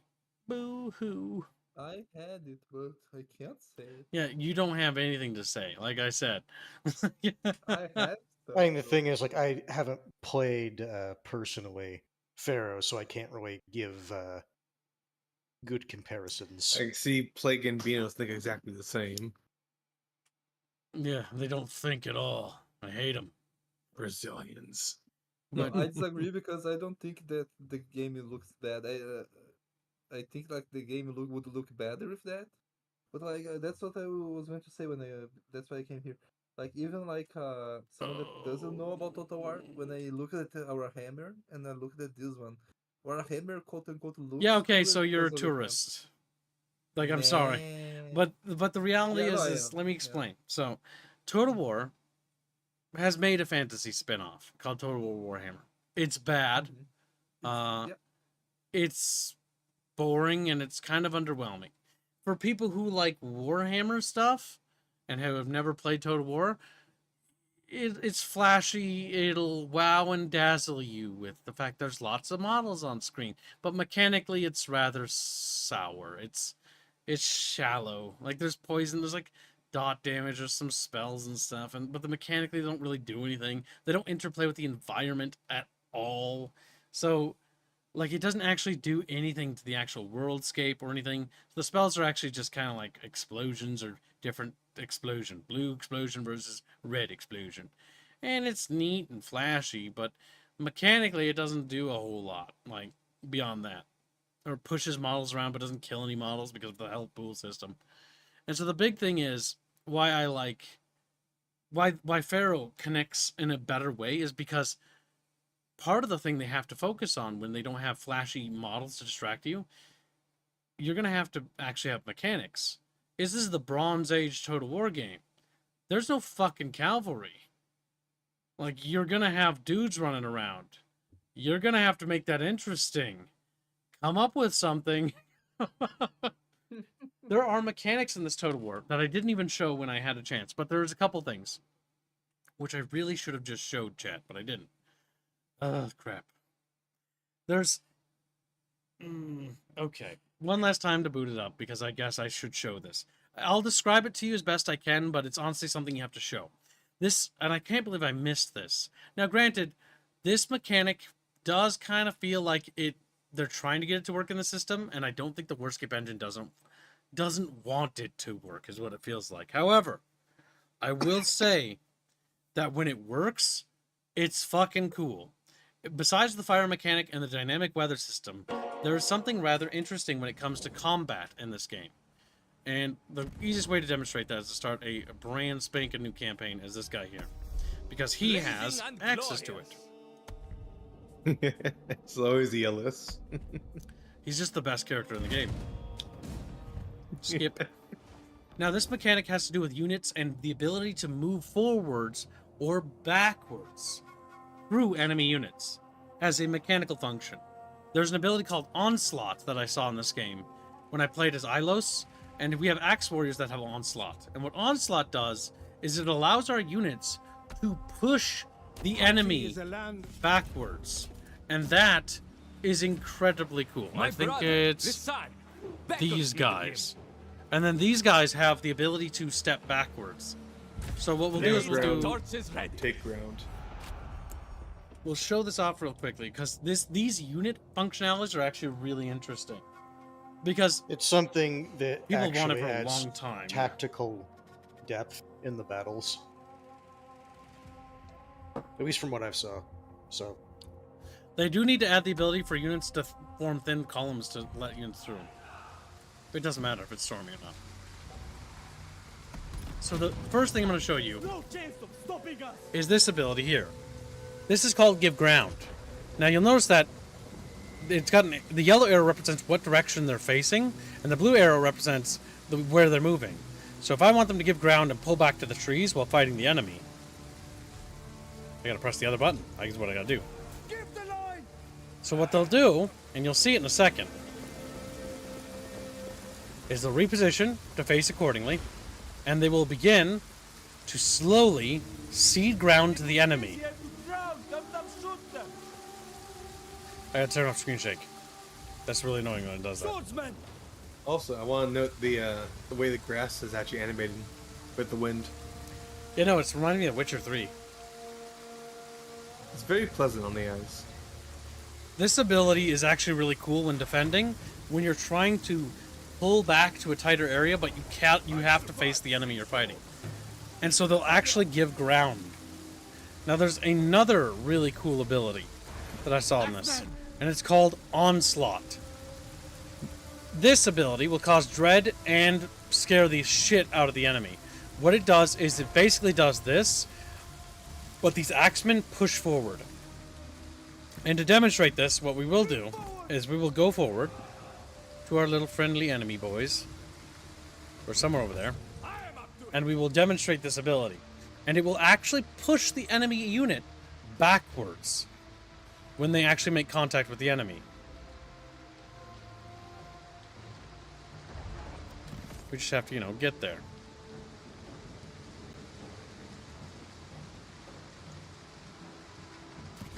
Of course, we're doing this when it's raining, of all things.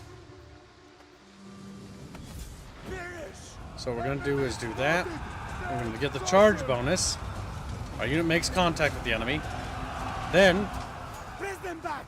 we're going to order a press back. And what that does is it also hurts their morale like nobody's business. Now, they broke actually way faster than I would have liked them to. Reef shark. Because they forgot actually had yet to do that. If you got the quality of the CPable units were really good. Yeah, the first guys we're fighting those are naked dudes with On our clubs.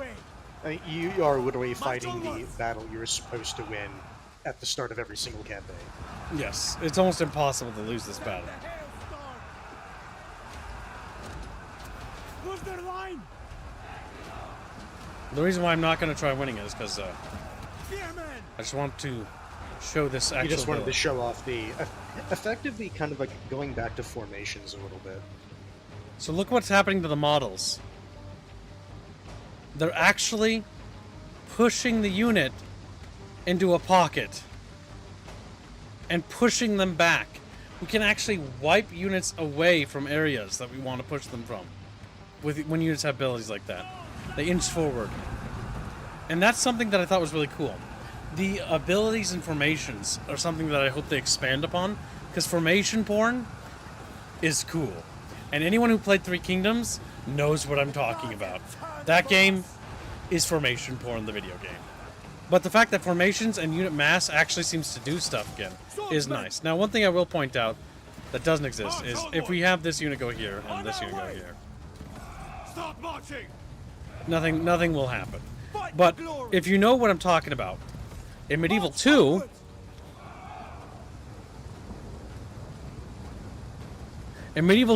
this is something they have to work on, and that's unit collision. So if I want this unit to go through this unit, in Medieval 2, when I ordered my unit to go through, this unit will form single columns, meaning this guy will slide over to the right, this line will slide over to the right, and they'll form little walk paths. These units will then funnel through those paths. However, in this Total War, because in the Warscape engine, they sort of Just kind of all bonk into each other and slide through. yeah, they sort of really they smooth. sort of don't do that here. Which again is something I wanted to point out, because that is something that, like I said, if they're gonna start improving Pharaoh, that's something that needs to be added. Unit collision mechanics, because this is sloppy. This is bad.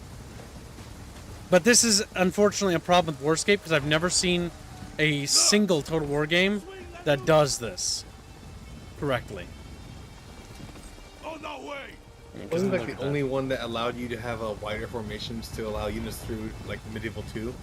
It's probably because collisions is very taxing on the machine for something. So, you say that. Medieval 2 had it. Yeah. They probably won't code this very well. And No. That's why. No, the thing is, that's why people are saying it's an engine problem, Albine. Because Warhammer, or not Warhammer, Warscape, being a newer engine, has a harder time and just seemingly does not want to do this, versus Medieval 2, where you'll have units, when you tell them to walk through each other, and they're not engaged in combat, they will allow... I'm the other gonna units show to- you what I mean. Hold on. Was it in another in the older Asian? Yeah, that's what we're gonna show you. So Okay, so that's what. Shut up, Bino. okay, so Wait. that's- Wait, Beanos! But that's why though, like a lot of the newer engines, they were made not by the same people that made the old ones. So like there's things that don't work the same way or don't even work because they don't know how to this is code it. yes, but Bino, you're rambling aside. This isn't for you. This is for chat. This is so they know. Oh god, the camera controls in this game suck. I forgot about that. Yeah. So one of the problems is this game is old. Decrepit. I don't remember. Ancient. This one has it, or is it Rome 1? I can't remember.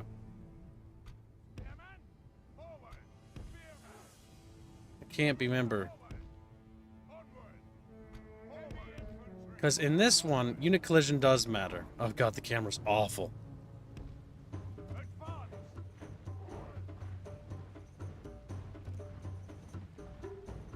Yep, they do. The scooch over, see that? Like they actually make a wider formations in get into columns. Yep, so they can actually funnel through. You see how important that is? That's really fucking cool, and I always wonder why they never did that again. Yeah, like that's what I wanted to say about the whole Warhammer and Pharaoh thing. Like the Warhammer looks cooler like when you are just looking like, but when we see someone playing, it looks kind of boring. But like the Pharaoh one actually looks interesting, even though I don't really care about the little dudes bonking each other. That's fucking cool. This is the stuff they need to add in. Unit collision needs to be a huge focus, because if the Sophian studio is actually listening to what we want, this is what we should be asking for next. The lethality returning, the range thing returning is good. Now we need to ask for unit collision. Also, look at how this is arcing fire, by the way. See those arrows falling from the sky and how inaccurate they are? Yep. That's because they're arcing their fire. You are heavily incentivized to not only have direct line of sight, but also the high ground, so you can just directly shoot at a unit with much greater accuracy. And this is one of the reasons why I was demonstrating that. Because again, there is possibility that Pharaoh can become great. Or if not Pharaoh, sending a message with Pharaoh that this is what we wanted. If you just give us what we want, this little mixed thing can be blue. This can say overwhelmingly positive. Work with us. We can make this a successful game. Work with us. Because I can show you how you can get my money. All you have to do is ask. I'm not going to be mean. I'm not going to bite Creative Assembly. You want my money? I want to give you my money. Give me a good reason. I can help you. Help me, help you. Help me help you. Unironically, that's true. Because again, Pharaoh is again steps in the right direction. This is a better game than Total War Warhammer. And the reason why is because the fire mechanic. Now here's the reality. All this mechanics, the fire mechanics, that unit collision shift, you know what would make Total, like if all of that, imagine all of those mechanics in this game. This game would be awesome. This game could be amazing. And they're holding themselves back. Add the dynamic settlement damage system from Pharaoh. Add the dynamic fire system. Add rivers. Add forts. All the things Pharaoh has. Because Pharaoh has so much more meat than this game. It's just a better game. If I were to be honest, to buy this or to buy Pharaoh, mechanically, I would tell you Pharaoh. Because Pharaoh is a mechanically better game. But if you're just looking for fantasy stuff, then this is obviously fantasy stuff. And that's just what it is. You just want a theme park joyride of Warhammer. Yeah. There you go. That's all this is. It's shallow. Yeah, there's mods, but there isn't a big modding community at present. There was like 229 mods in total. Versus 14,000 mods for Warhammer 3. Yeah. Because like imagine like if you want, it's probably better to just mod a few like fantasy looking units on Pharaoh and call it a day than.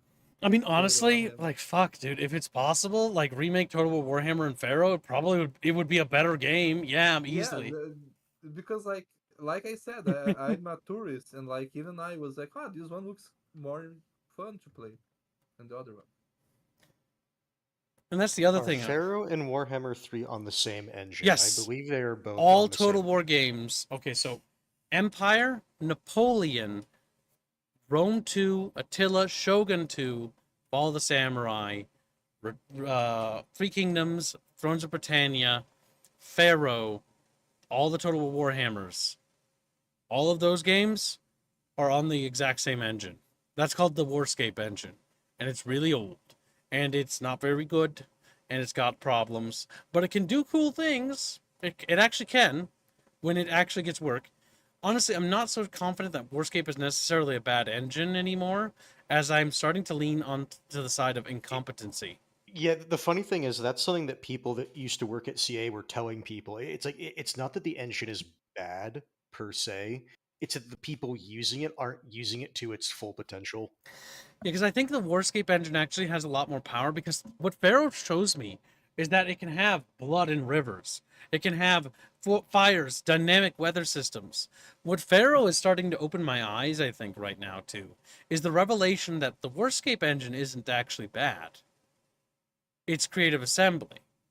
It's unfortunately, there's incompetency, whether it's at the leadership side of things, and it's just an inability to understand or to try to make use of this engine.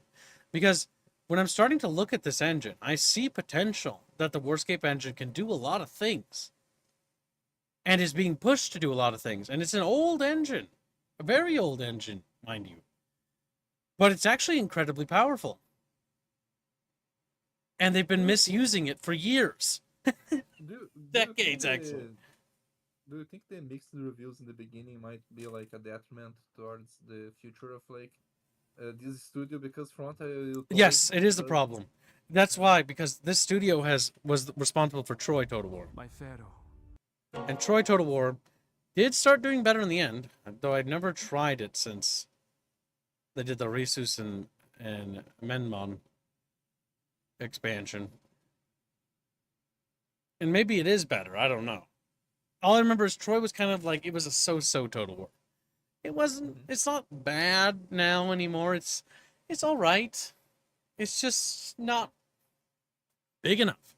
My biggest problem that I had with Troy Total War is that it was too small. It's just Greece and part of Asia Minor. But what I like about Pharaoh is going to have Greece, Like all most of the Mediterranean, all at least of- Eastern Mediterranean. all of Turkey, basically modern day Turkey, is going to be in there pretty much. All of Mesopotamia, all of Syria and Lebanon and the Israeli region, and it's going to have all of Egypt. It's just a better Bronze Age Total War. Because rather than a limited scale thing, because Troy, the big problem with Troy, I have with Troy, is that Troy is like Thrones of Britannia, where it's too limited and narrow and focused, when I would really much rather be much more expansive. Even Age of Charlemagne, or the Charlemagne expansion for Attila, was too limited. It should have been an update for the entire campaign map, like expanded. And that's what I would like to see. What I like about Pharaoh is that Pharaoh is getting what I kind of wish Troy would have gotten. It's getting expanded. It's going to be Greece, all of Asia Minor, and it's going to also have Mesopotamia now. And it's going to be just all the big Bronze Age civilizations bonking each other up.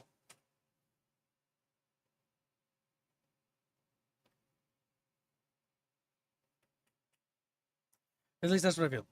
Enters a stack of boxes with too many boxes. No one knows how to stack them anymore.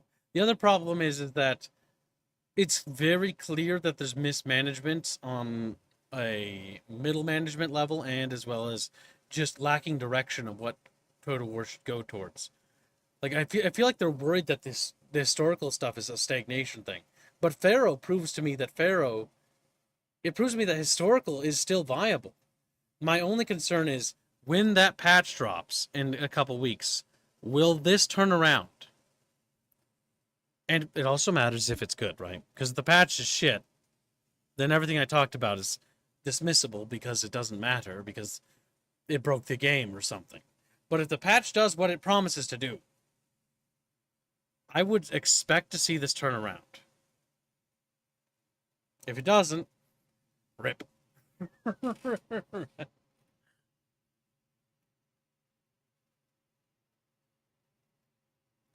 Make the Turks the way Valad loves them. Frederick.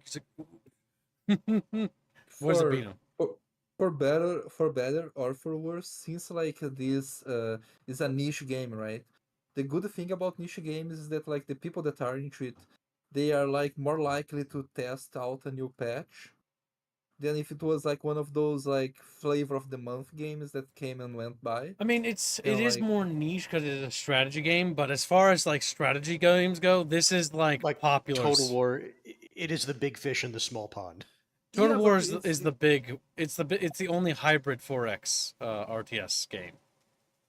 yeah, That's but big. it's still like one of those things like at least like when it's niche, people will try it out. If it was a flavor of the month, most people would have moved on by then and be like, I'm not going to try that game again, because I have the new flavor of the month. I will say though, if the patch makes it a lot closer to the combat of Medieval 2, I would be willing to try it, even though, as I said, this era of history never really captured me as much as like the Iron Age kind of did. So we'll see.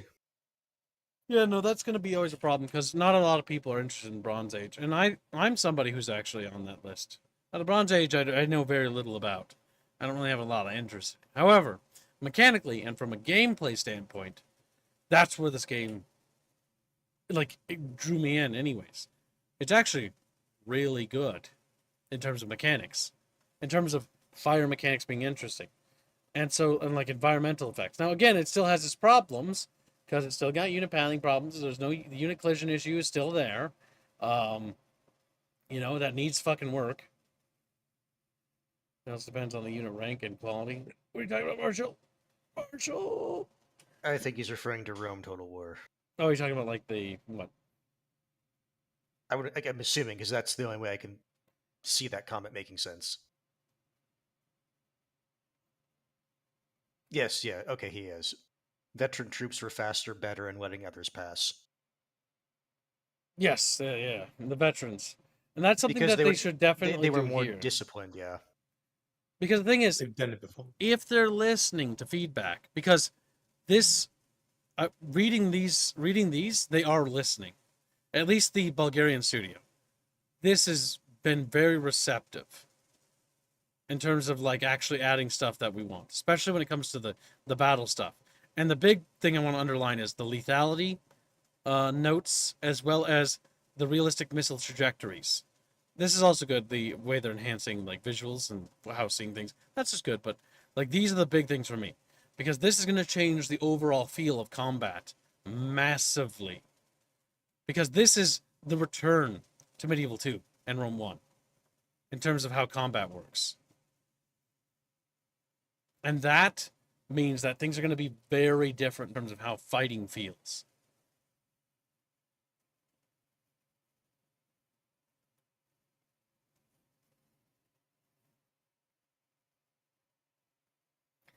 At least that's how it feels. Wild West Total War never happened.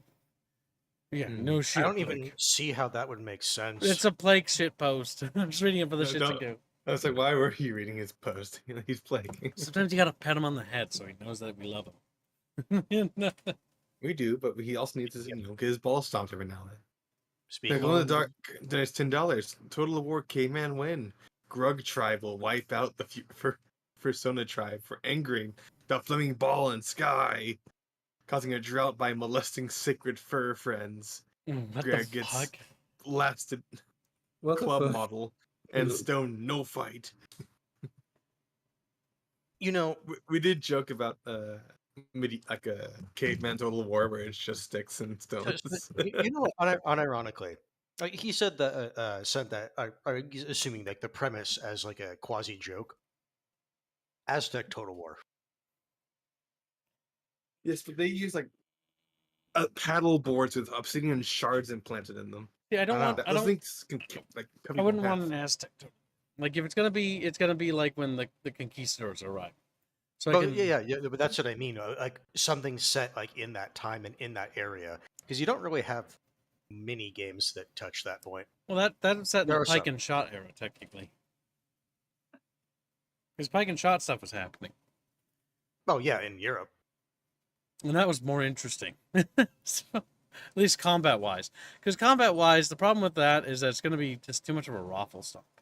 More gold, Your Majesty. Unless they made like you could play as the Aztecs fighting with the other tribes, right? And it would be more like of normal Total War, like the Bronze Age one, like. And if you played as the conquistadors, you would have to change it to be like more like convincing you convince the tribes to fight the Aztecs, and you have like a small number of elite units that are the conquistadors, quote unquote, like coordinating with with the tribes that are supposed to be the bait for the Aztecs. You get what I mean? But like, I don't think it would be like that cool.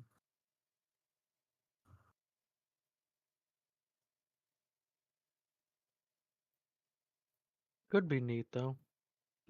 I accidentally looked at what Beano sent me. Beano's like, whoops. Why would you do that? I mean, the big thing is, I think Total War wise is just building on things mechanically, right? So adding in dynamic things like the era is cool, and yeah, setting it in a unique era is always interesting. But I would very, very much like to see where it would go. Yeah, no, Ragnarok, you did the right thing. Good job. That's cringe. Brian, step up your behavior or put him in a timeout. Annoying. Absolutely annoying. All right. Bad Brian. Since the enemies of the conquistadors, I guess the Q is next to the W. So I just had to check. Says didn't have armor crossbows, were often considered superior. That's true. But I think arrows aren't necessarily entirely super important to address right now. The next Total War, whatever it be, won't matter if the mechanics aren't sound anyways. Like, we need to be building on it, because the setting is just the paint, right? It's just the paint job. Like, if it's Victorian Total War or Medieval 2 Total War, it doesn't matter. If it's Total War Warhammer level of depth, right? A shallow pond. What we don't want is another shallow pond. We want the depth of an actual game. And that's one thing that I want to point out with Pharaoh that Pharaoh has. Pharaoh has what Total War Warhammer doesn't have. Depth. It has depth. They're all humans. They're all human dudes just bonk each other with little bronze sticks. But that doesn't matter. Because it's got dynamic weather systems. It's got mud. It's got fucking fire. Fire spreads to grass. Grass spreads to trees. Trees catch on fire. Houses catch on fire. People burn. They run around screaming and burning to death. It's got armor durability systems, meaning that, troops' gold, equipment Your actually Majesty. deteriorates in fighting. And so it's important to rotate troops. Because vigor isn't the only thing you need to be worrying about. You need to be worrying about the integrity of their equipment, their armor, their weaponry. As it crumbles and starts to bend and break, they're going to need to start switching it up. They're going to need to start doing other things. And that makes the combat so much more interesting than Total Warhammer, where giant lizardmen versus halberd dudes. Halberd dudes are anti-large. Halberd dudes win. Giant monster defeated. Rock, paper, scissors. Boring. Yeah, I hated that in Warhammer so much. Glow in the Dark donates $5. I think if they can fix unit pathing and environmental effects, maybe use augmented AI to adapt to battle situations would be a good direction. No. Don't bother with AI. More scripting. Anytime we tried this dynamic AI shit, it's always gone backwards. And it's never been good. Do what we really want. Scripting. Script the battles a bit more. Set up enemy units, set up defensive lines. If the walls they set up some troops on the walls. If they need to fall back because the walls have too much pressure, they fall back and set up a new defensive line. Pharaoh Total War has a little bit of that in there. That, or the AI just so happens to accidentally do that sometimes and make really interesting siege battles. Because multiple times in the yesterday stream did I fight a battle and the enemy retreated from the front wall region to set up fallback positions in the streets, fight me in the streets to defend key strategic points like the water from the fountain or the armor smith, sending its troops back to the armor smith to get repaired. Now, I'm not sure if they did that coincidentally or if they actually do it, but yeah, it looked like they did. So it has deceived me, at least after 9 hours of playing it, into looking like it does it, which, I could believe it being an accident, that it doesn't actually go there to repair. It might just go there to defend the point. But that aside, that was really cool to see, because it was like, yeah, no, the enemy realizes they can't hold the wall. Now they're trying to fight us in the streets, trying to contain us as we try to break through more streets, and they're also doing countercharges in the city streets. So the fighting is now gone from the walls to being in the city streets. And that's what made sieges and Pharaoh fun. Adverse to Total Warhammer, where they're all in the That's wall. also not and that's just it. randomized. That's not just randomized AI, that's them actually scripting AI to behave in a certain way that would be intelligent, which is the better way to go than just have it be a random gen thing. I have uh, a thing that I want to talk about that. Like, the one thing I wish they added in the battles, like for people that play these games, is like, is like make the battles stable enough so that instead of 1 hour, like if you want to have like a 7 hour battle, you can. You get what I mean? What? Say that again. You little I beano. kind of wish like they made the game like I'm not sure if it is because of stability or something else that they kept the battle timers at 1 hour. But I kind of wish like No. I want to have a You 10 hour no. battle. Beano already answered this question. Oh, This is why you're a tourist. Battle timers are not forced. You can turn them off. mm-hmm. You know why I have them on, right? No. In case the game bugs out. So what's happened in the past when I played Rome 2 is the AI would sometimes bug out when doing naval battles and not land. Cold, Your There was Majesty. one battle in particular I remember perfectly from memory. We're Tyler and I were playing a co-op campaign. We're fighting in Apollonia, and I remember the Apollonian coastal city pretty well. And the enemy forces of Rome were going to land in Apollonia, and we were playing as Athens and Sparta, and we were trying to stop them, or Macedon, I can't remember. And basically, as the Roman fleet was about to land, they landed some of their ships, and then their ships would leave because it was after that patch.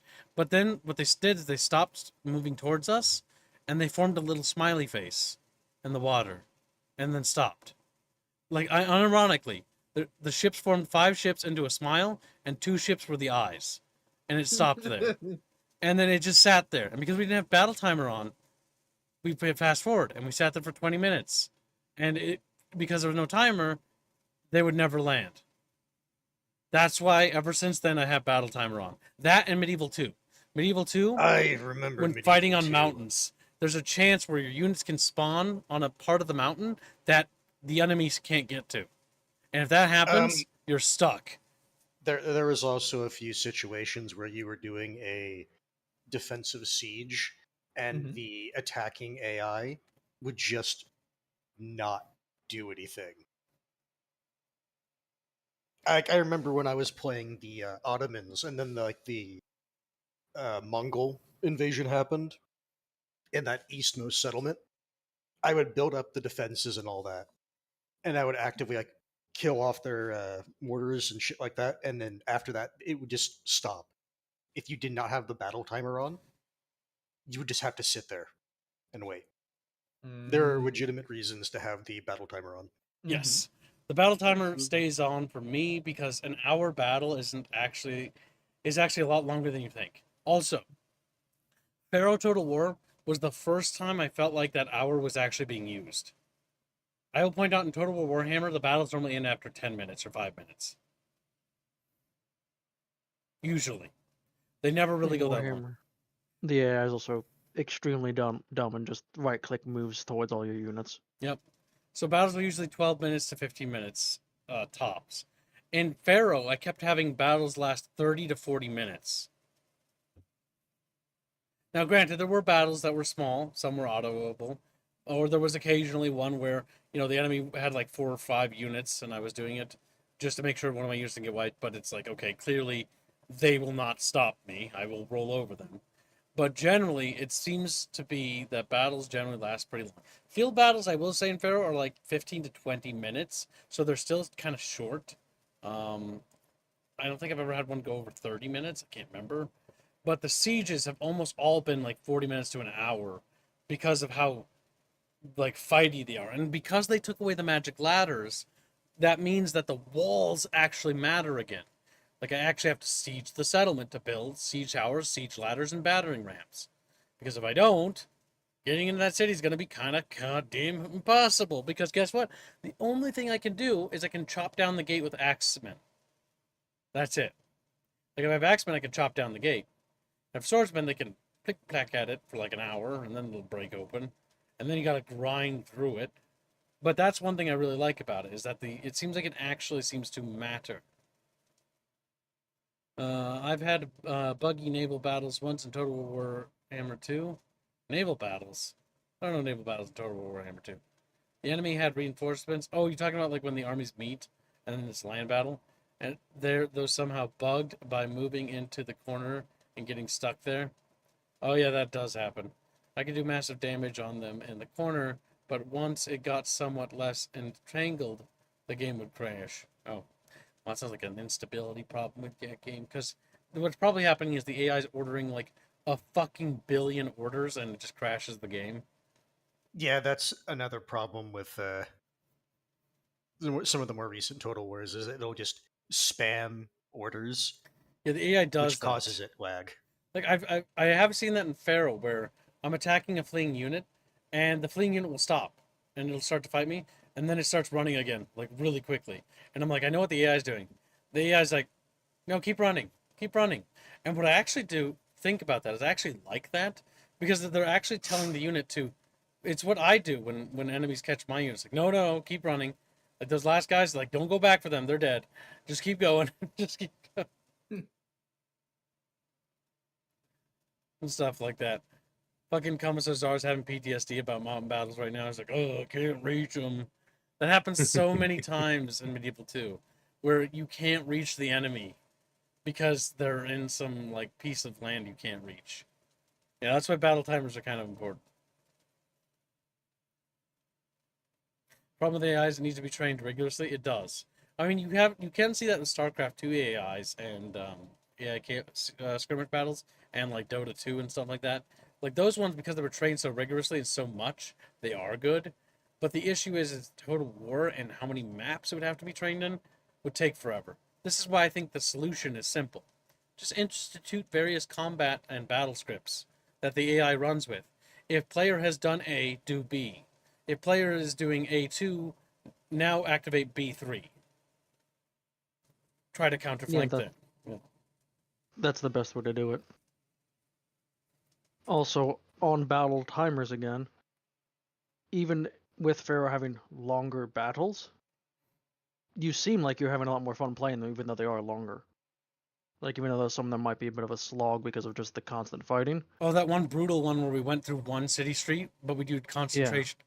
We used concentrated force to break through by just constantly rotating and keeping the pressure on them. That one was, yes, it was grindy, and it took an actual hour. That battle was the only battle I've ever done that actually took a whole hour of dedicated fighting. But what was cool about that was that it actually felt like concentrated force as a doctrine could work there, because by constantly wearing them down, even though I had inferior amount of dudes, because they had everyone invested, I only needed to put 2 units in at a time. Then I'd rotate those 2 units out with 2 fresh units, and then I'd rotate in again.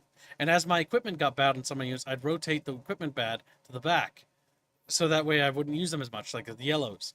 And what started happening is the enemy's equipment started entering yellow, red, while mine was still greens and some yellows.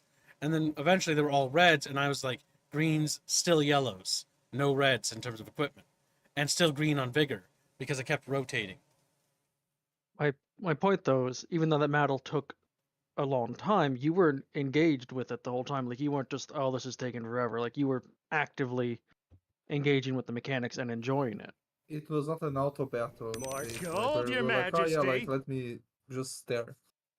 Yeah. That and the maps in Pharaoh also add a whole other layer of tacticality. I guess I didn't talk about that either. In Pharaoh, oh my god, that's another big thing that Pharaoh has over Total Warhammer. There's no paintbrushes. So what I mean by that, if you played Total Warhammer, you'll open up a battle map and you'll see a paintbrush. God, let's see. Can I actually illustrate this to you? Or no, fuck illustrating it. Let's show you. Because it's another thing to talk about it, and it's another thing to show it. You can probably just go to skirmish battles and just look at the map previews. Yeah, I'm going to show them. I'm going to boot up Warhammer 3. Let's turn off the mods. Okay, they are off. Good. I think we had to turn them off for the multiplayer campaign, didn't we? Yeah. Well, the problem with all those mods is that when one breaks, it's like they all break. That's why I'm a big fan of overhauls and not a big fan of individual mods. I hate individual. I like overhauls. Plus, overhauls usually fit together, like they're made together. They're made to fit together. Minecraft does something interesting in where the community will create mod packs with the intention of making mods that all work together, and you just download the package as a whole. Mod packs are nice. However, they do have the problem of having many items that are just the same thing. What if I don't want a settlement battle? What if I want like a land battle? Oh, that's right. Glow in the Dark donated $5. Yes, you did. An organized Or did- retreat feature would be nice instead of everyone losing all cohesion and scattering to the winds, getting completely wiped out. Yeah, that was always silly. Where it's like if you have a unit and you say retreat, it's like mechanically speaking, what it acts like is if the unit's morale shattered as it's running away. Like, look at these maps. Like, that's just a circle brush. Circle. Circle brush. Circle brush. Oh yeah, you can literally see the brush they're using.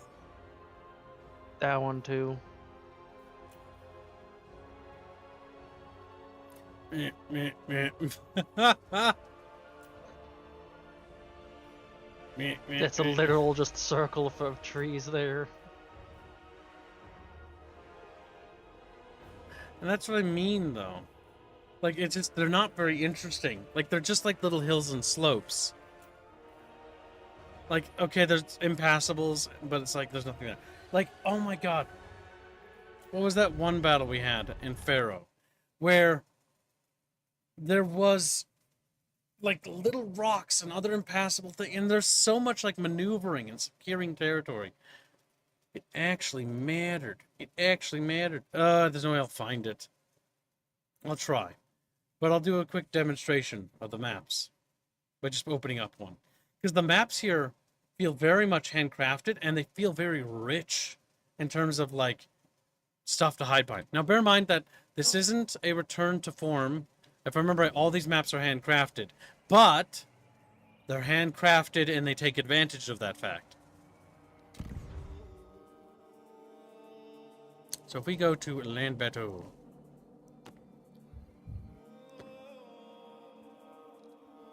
And we go towards...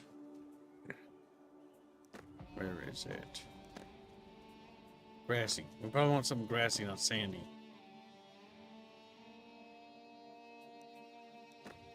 They look weird. Pharaoh's Gateway.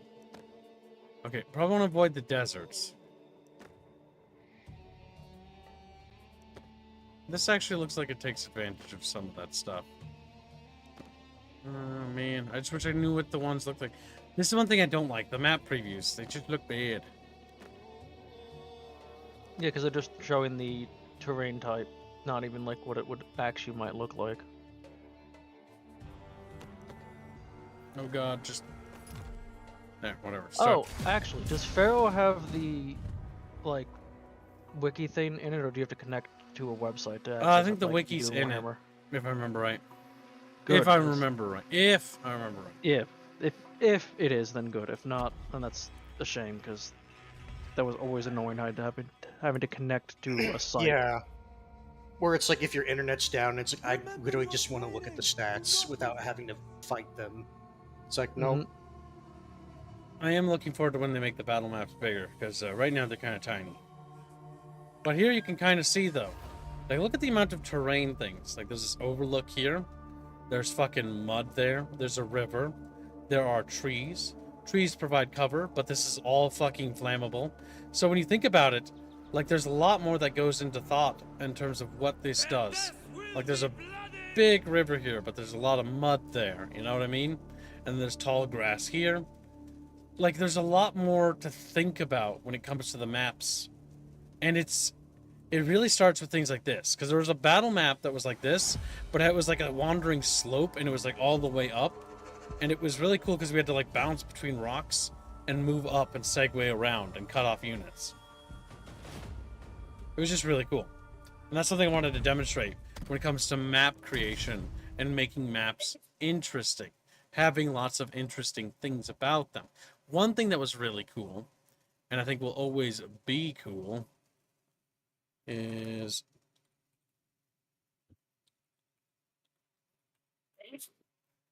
Total War Arena. And the reason why I want to point out Total Arena is because Total Arena maps are fucking amazing. Like, I don't know how else to describe them. The game got pulled ages ago, so it's dead and never come back. Oh, man, I wish there was better pictures.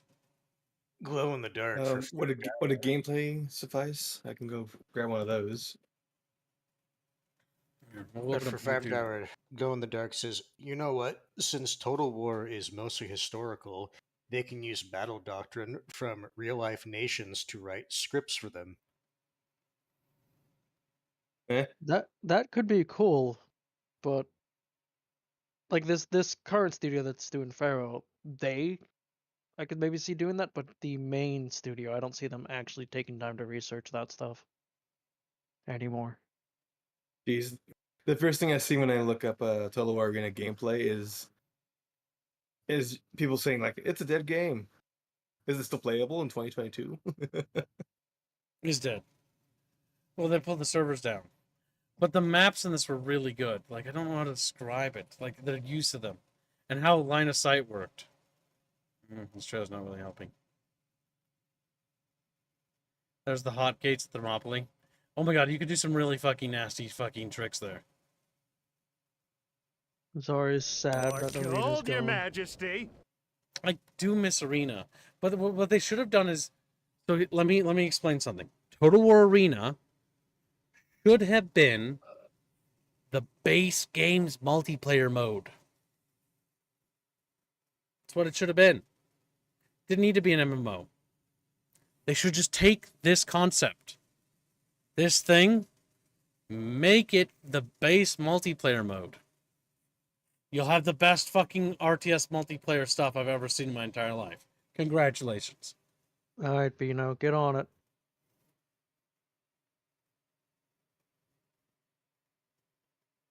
I mean, Bino, get on it. Yeah, he's talking about he had an idea and he wanted to make a Total War thing. Well, there, just bring back Arena. You know what? Since Total War is mostly historical, they can use battle doctrine from real life nations to write Yeah, scripts. that was a for great them. kid though. Oh, thank you for the donation. Well, now I can think about it because my tangent's over. So, yeah, you're absolutely right. They could do that, and they should do that. Like, that would I be a can really see- cool idea. I can see the studio doing the Pharaoh game, taking time to research that and do that. I do not see the UK, the main branch, doing that whatsoever for Total War though anymore. Yeah, it's not even about whether they should. It's a matter of they should do it, you know? Yes, I agree. Will But they I'm do just- it? Probably not. But that's what they No. should do. And that's the reason why I think it's important is because the Bulgarian studio so far has seemingly become a lot more receptive to critique and criticism in general. So much so that the biggest case in point is when you check the DLC and you see that soundtrack and Blood and Sand is the only thing, and when you look through the updates, you see that the next big fucking Mesopotamian expansion is free. You see that, like, if you... Oh, God, where was it? I don't... They didn't even post it here. They should have made it more noisy. But the Sea People expansion we played, where they added the Sea People as playable, that was free. And so it's like, yeah, no, they should just stop doing DLC. Like, it's just better. And this price point of $40, really good. Now, it's not going to remain that way, I'm pretty sure. I am almost absolutely confident that will change either when the Dynasty update hits or not. We'll see. Because if you Think look it's at gonna go Total up. War, Rome 2 is still $60 as an example. Like, how much is Attila? I think Attila's $44. Yeah, Attila's cheaper. Shogun 2 is $30. But if you were to look at Now- Three Kingdoms, it's 60 still. Yeah, they don't really lower their price over time. Nope. And the reason why it got a lot of negative reviews in that little asterisk there is because that was when they pulled support for Three Kingdoms. Because Three Kingdoms is actually a good game. Like, this is a good Total War. The DLC is still annoying, how much there is that you have to has. I That's look at all the fucking DLC. $90 of DLC. Yeah, well, Fucking deduct hell. $20 because you don't need those. But Yeah. yeah, it's still ridiculous. I'll have to rob a bank to buy this game.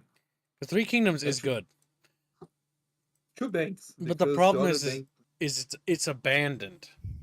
Like, they didn't finish it. And that's the issue with Total War's new, like, game policy. They release a game that's sort of half-baked, and then they expansion and DLC the other factions in and add the mechanics. Like, when this game launched, you couldn't restore the Han dynasty, even if you had the prince. Stop that. Stop fucking playing video noises. Fuck up. Now, you couldn't even restore the Han dynasty. It literally took like I forget like 2 expansions to add the mechanic for you to restore the Han dynasty to power and literally have that possible path. Because what's cool in Three Kingdoms is, the Han dynasty's in chaos and the Three Kingdoms form and all that stuff happens. And it's really cool. The issue is this game doesn't even have the starting date for Three Kingdoms. It starts getting closer to it, but the Three Kingdoms timeline start isn't even in the game. So the title Three Kingdoms is a lie. The only thing that this game has that's related to Three Kingdoms is if you play the game long enough, the base campaign, eventually an event will trigger where 3 factions based on their size and power will be selected to become the Three Kingdoms, and then they'll begin to vie for control over the succession, becoming the new emperor of the Han China. So it's really cool, and I do think this game is good. Like, again, this game has fire mechanics and sieges and stuff too. Granted, the fire mechanics aren't as expansive as they are in Pharaoh. Like in Pharaoh, they're much more expansive. What does Three Kingdoms, if anything, do better than Pharaoh does? It just if you like China, historical China history. I mean, it has more So, cavalry. I mean, So it has really broken characters like Lu Bu. If you build him right, will wipe people out. And there's another character like if you build them right, they'll wipe people out. You could do memes in it if you want, but it's also dependent on what you do. Oh, not mine was changed the tourist fox.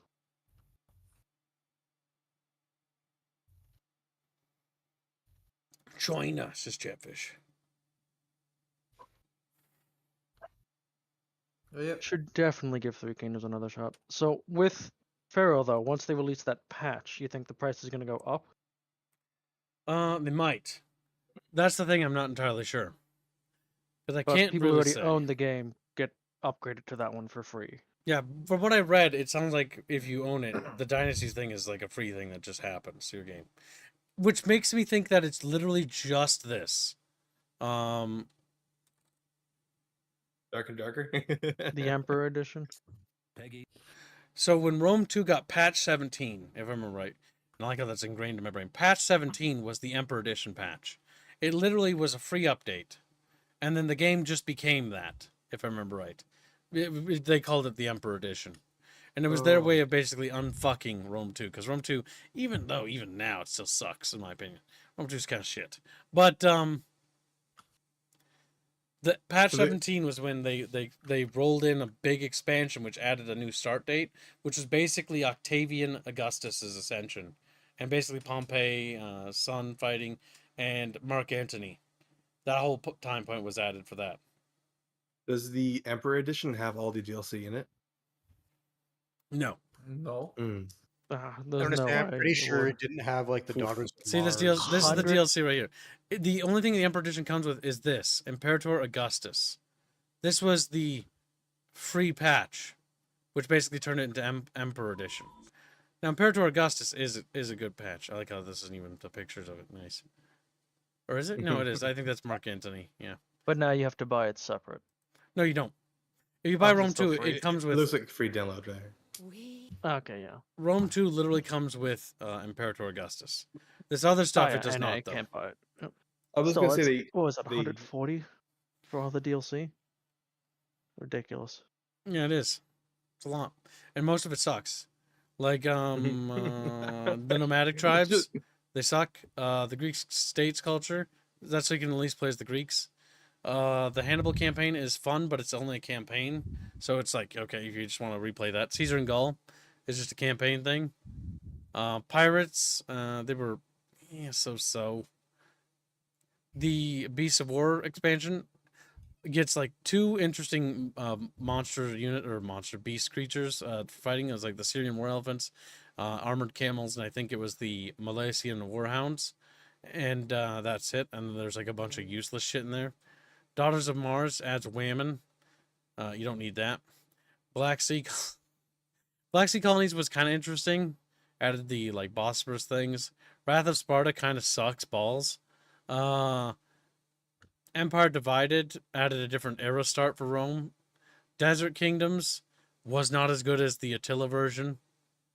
And Rise of the Republic is basically, this is actually the guys that made Pharaoh and Troy, the Bulgarian studio. This was their first thing. They made this expansion for Rome 2, which is just a different era start. It's literally if you just want to play as, Rome or see the Rise of the Republic era. So it's early Roman Republic. Those era start things are cute, but the big thing for me is, like, I think it's better that they add more stuff to the sandbox campaign than the eras. Like, the last Roman expansion was kind of cute, but it was cute. It wasn't, like, amazing. I think the ever-expanding expansions and DLC has run its course to milk people. They need to start making complete games. The consumers are thirsty now. Somebody's exhaling into their microphone. Now is the time to strike. They will fork up the mun-muns. Yeah, basically, that's why I think it's important with Pharaoh to be so loud. That's what this entire stream is. Because I want to bring up our audience up to speed on the fact that I think Pharaoh Total War is actually going to be interesting to actually look at, especially when the new patch drops. So I'm looking forward to it, oddly enough, and we'll make a little poll on what we'll play, either the Aegeans or the Mesopotamians, if you want to be Greekaboos or you want to be little fucking bearded peoples. Beauty people. Bearded people. That's how you know Mesopotamia. They have iconic beards. They do. Yes.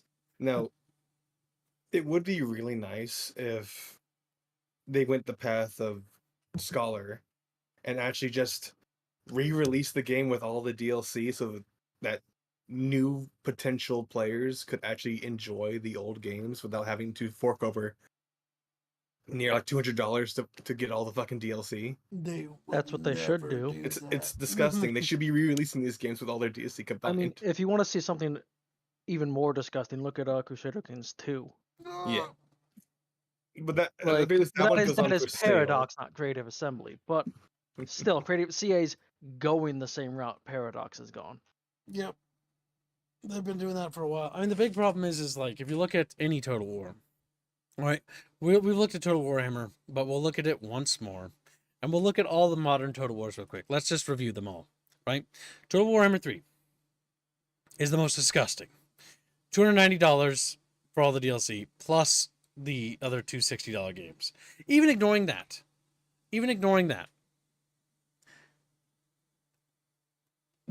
it being $90 is disgusting. It being more than the base cost of the game, all the DLC combined, is disgusting. And we see this time and time again in general, right? Like if we look at we looked at Rome 2 just recently. Let's look at Attila. How much DLC this has? This did get abandoned fairly early, and they abandoned this one. I want to point out that's $81 in DLC. Gold, Your Majesty. That is double the base game's price, almost. And like, let's look at something older. Let's look at Shogun 2, right? It's $30. Now, bear in mind, this was not $30 when it launched. I remember it being like $60, but it's got $40 worth of DLC. That's actually bad, in my opinion. This is not good. Like, this is bad. That's terrible. That's $40 worth of DLC. Does this add $40 worth of content? No. The closest thing you could argue is Fall of Samurai, standalone. But the problem with that is that that's awful. Like, there shouldn't be DLC. Because what this means right here, these are factions that were in the base game. Except for this right here, Rise of the Samurai.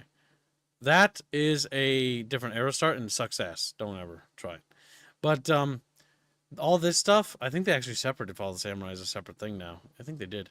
This is cut content, is what this actually is. Cut content, cut Fall of content. the Samurai, I think, got labeled as a saga game now. So they could try to prop up the saga titles. What the fuck is Dragon War? Looks like it's from Fall of the Samurai. Or just add some specific things. Yeah, because we have been Fall of the Samurai. Yeah, it is separate. Yeah, they labeled it a saga now. Yep. This is a Yeah, PR move. This is... No, it was entirely a PR move to salvage the saga name, like you said. Now, this is what I Because would like to originally it was an see, expansion. but the reality is, I would like to see no DLC, right? Because that's cut content. Like, if we look up, the earliest we can go where the DLC isn't as egregious is we go back to Napoleon. And we scroll down, and we scroll down, and we see the DLC. Oh, that's right. Yeah, no, It's all packaged. they actually packaged the unit packs together now in the Definitive Edition. They have not done the same treatment for anything. Napoleon, as far as it seems it goes. Empire and Napoleon have that treatment. Medieval 2 also has this treatment as well. Yep, because they did the Definitive Edition, which is all of the content rolled into one package. Rome 1 is no longer available for purchase unless you buy Rome Remastered. Rome Remastered, if I remember right, comes with Rome 1, if I remember correctly. And Does I it will come say with that it? it's not bad. Yeah, I'm pretty sure. I am pretty sure. You can double check just to be safe, and I would. Like, because the thing is, I bought Rome 1. Oh, yep, like, right here, right here. mini- Rome Remastered includes Alexander and Barbarian Invasion DLCs, as well as a copy of the original Rome Total War collection, if you don't already Okay. own it. So if you buy this, you get the original Romes as well. Okay, that's plus their as bad DLCs. as I remembered it being. Because I remember they took the original down from being able to purchase it. The big I problem didn't with remember this that part. is that Feral Interactive did a pretty good job with this, except for the fact that the UI sucks ass. I'm not gonna lie, my eye twitched when I saw the UI.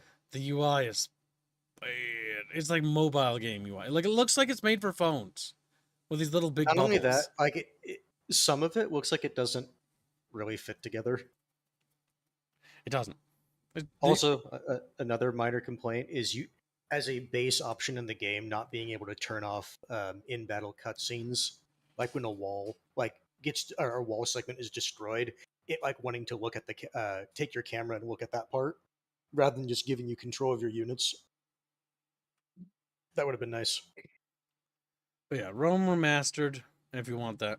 But again, $30. That's actually not a bad idea. Like, it's not a bad. It's old though. I mean, even the remaster, it does try to touch up things, but it's got problems. It's got problems. Chatfishies. Chatfishies. But when it comes to like stuff like that, when it comes to all the Total Wars, at least, I think the biggest problem is the DLC is going to be a huge turnoff. Like, why should Tim Bao pretend you Tim Bao you don't actually play Total? I don't know if you do. Like, you first time you're like, I'm going to look at Total War game. Let's look at the new one of the new ones, Total Warhammer 3. He just goes down like, fucking $300 worth of DLC, and he's just like, Ugh. I've got Ugh. $80 to spend. I could buy this and then maybe a DLC, or I could go buy something else. And if I was you in that situation, I'd be like, it'd be like me being like, oh, train simulator, let's look at how much that is, and see like 6,000 and be like, I don't like trains that much. Now, Maybe you do that. for Warhammer, for Oh, the 3 Total War Warhammer games, if I remember correctly, unless they change this, in Mortal Empires, you would need the other They games, and you would also changed need the DLC No, you if don't you need. wanted to access that. I don't think you need that DLC. They reversed that policy, I believe. Okay. Yeah, I want to say I'm pretty sure I heard they changed it. Okay, because if they hadn't, if you wanted to get access to everything, $656. Also, Kanos brings up something interesting. He says, funny thing of note about the whole DLC creep shit that various studios keep doing, the DLC price doesn't reduce over time. Base price does, but the DLC is pretty static. Yes, and look at the DLC price. Like, look at these individual pieces, right?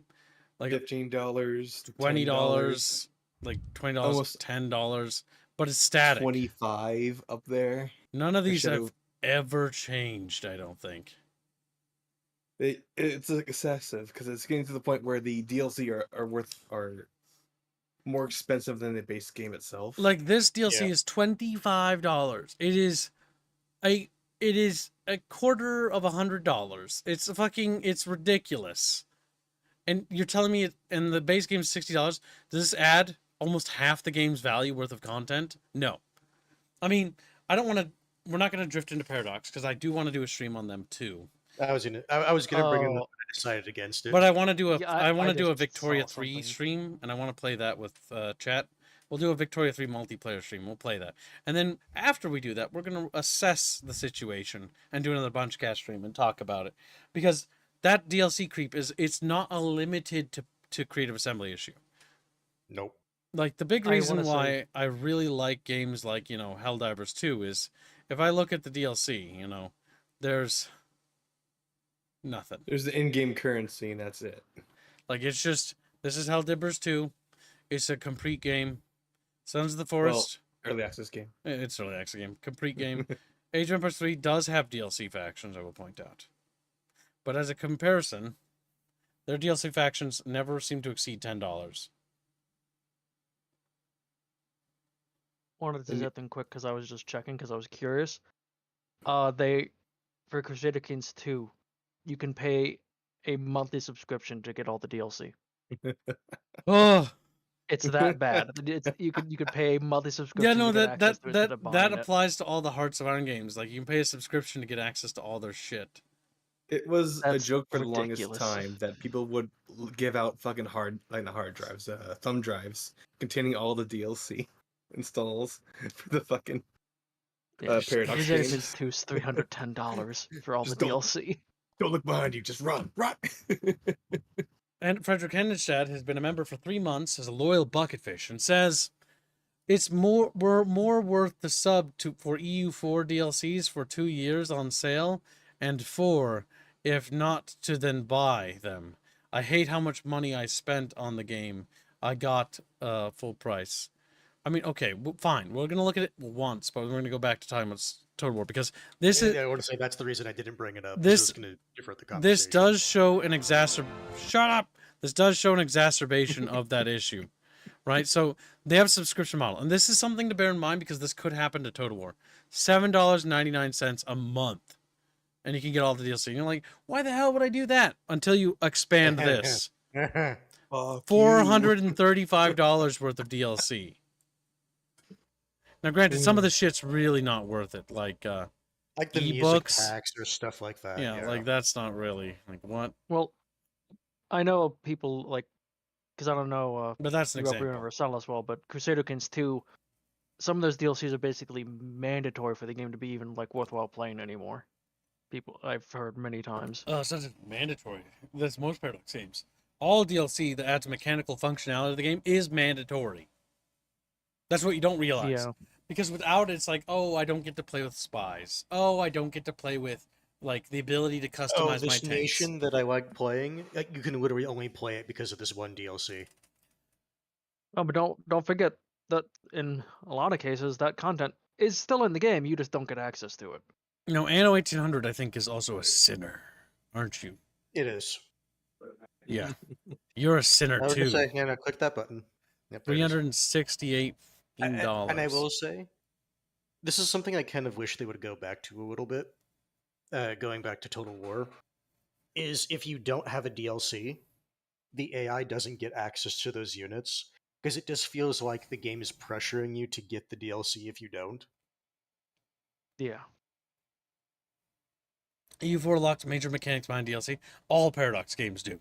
I would say that's already Paradox. That's why I was You want to be able to trying build, to shift it back. if I remember right, or deal. I don't know if I think the logistics stuff was free, but I know some of the stuff wasn't for Paradox. Some of the logistic stuff was, others wasn't. Now, fortunately, remember when what it at this comes to point. Total War, they haven't done mechanical blocks for base mechanics, except for no, I don't think so.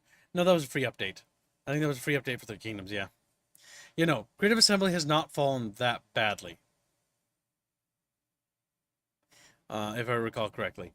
It was because the closest thing I could think of was the fact that you couldn't restore the Han Dynasty until they patched that in, which was later. Yeah.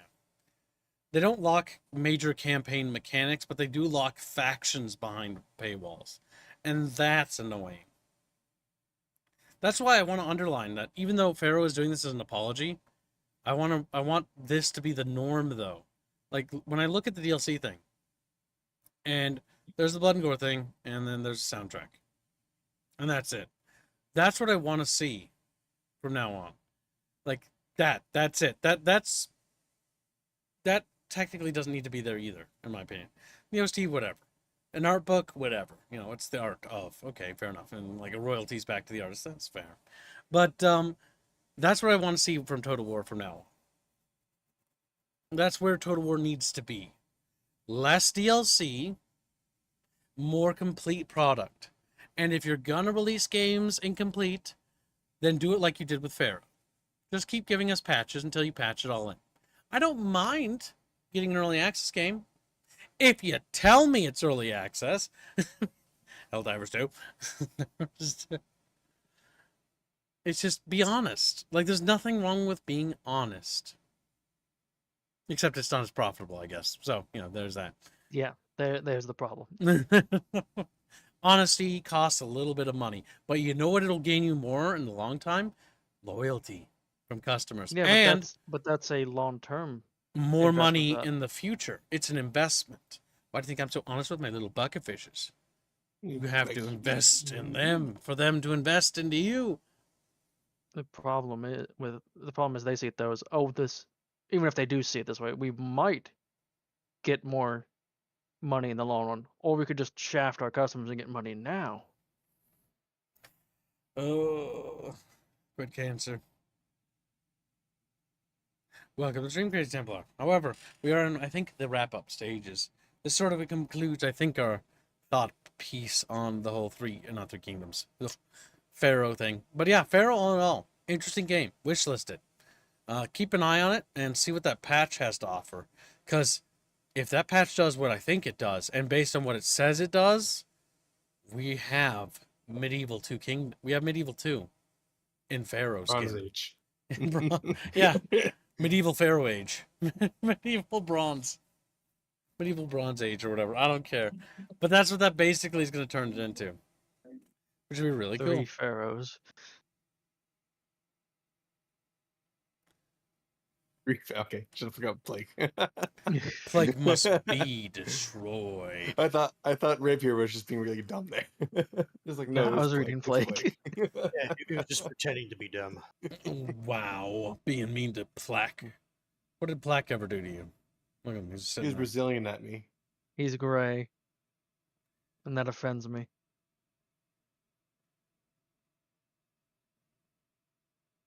Should be green like the rest of the chat. No, it's not Commissar. It's a joke. You thick-skulled bucketfish. It's not going to actually become Medieval Total War. It does things that Medieval Total War doesn't even do. It has fire mechanics. It has unique things that are actually better in some ways. But it also has things that Medieval 2 has that... Or it doesn't have some things that Medieval 2 has. That's what I'm talking about. That's what I'm talking about. Like the ability to, you know, see what your diplomacy is in terms of what makes them happy or not. Oh God, Medieval 2's terrible diplomacy system. Let's not remember that. Let's instead Remember the the good funny parts. things. The good Yeah, parts. Remember the funny things, like making a secret female pope. That was I a still, that was a trait for the priests that you recruited. One of the negative traits was secretly female. Secretly hilarious. female. Yeah, I remember watching clips of the speeches you guys would give before battles. Mhm. That's Yeah, something those they are- also need to bring Just back. being Yeah. drunk and unhinged rants sometimes. Yep. The moon, it howls to me. He's just insane. He's just Rome 2. Rome Total War. You could get the insanity trait where your guy's just unhinged. He's actually Blood. insane. I want blood. I want to bathe in the blood for a week. That was bloodthirsty, by the way, if you couldn't tell. He was a bit fucked up. And the other, my favorite one, my absolute favorite one, is the one where he's just said, it's like, I'm here because my mother wished it, so I guess we should get on with it or something. Yeah, he just didn't want to Or be what there. about drunkenly ranting about his fat wife? That's funny. I like that one time I played as the Byzantine Empire, and like I got the trait cuckold because my fucking whore of an empress slept around, And so my emperor he was called like Alexios the Cuckold. Just like, oh, Like, that's so like, funny. like, not even like at that point, it's like some guy is like, or in a different kingdom, is like, I'm known as the weak, my lord. At least you're not known as the cuckold. Good point, advisor. Like Yeah, your brother. it could Damn. be worse. You know, advisor, At today least you're not Anthony Birch.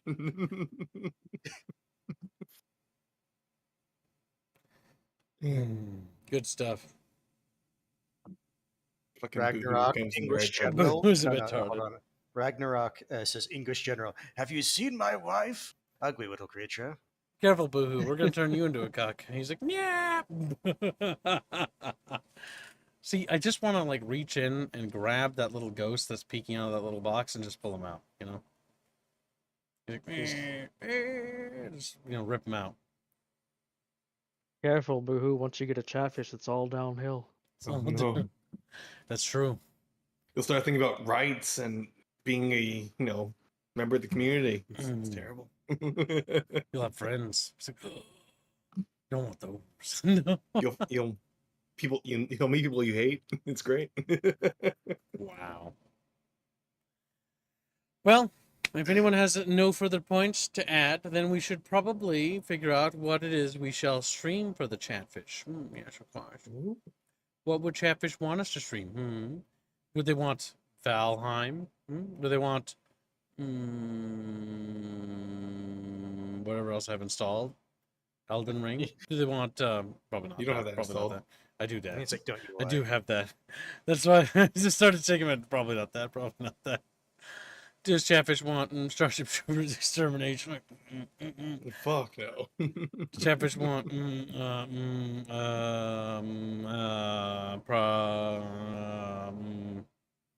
Zomboid capable? I think it is now. It does function now. Zomboid, we could do that. We could do I've got a lot of games.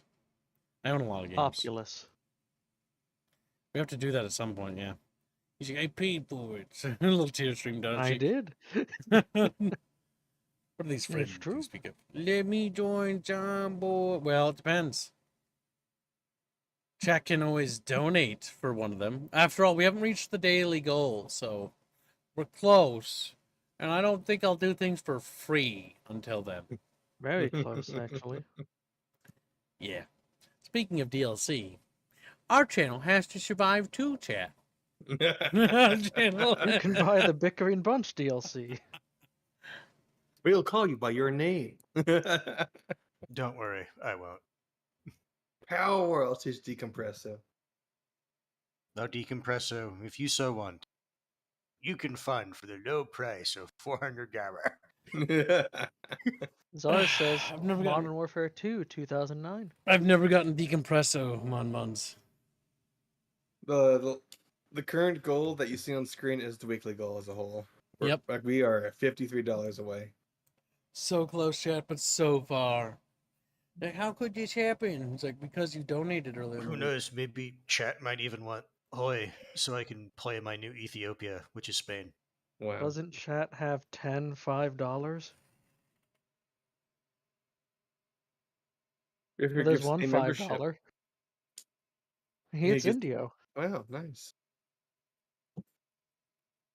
I have a feeling I know where it's gonna go.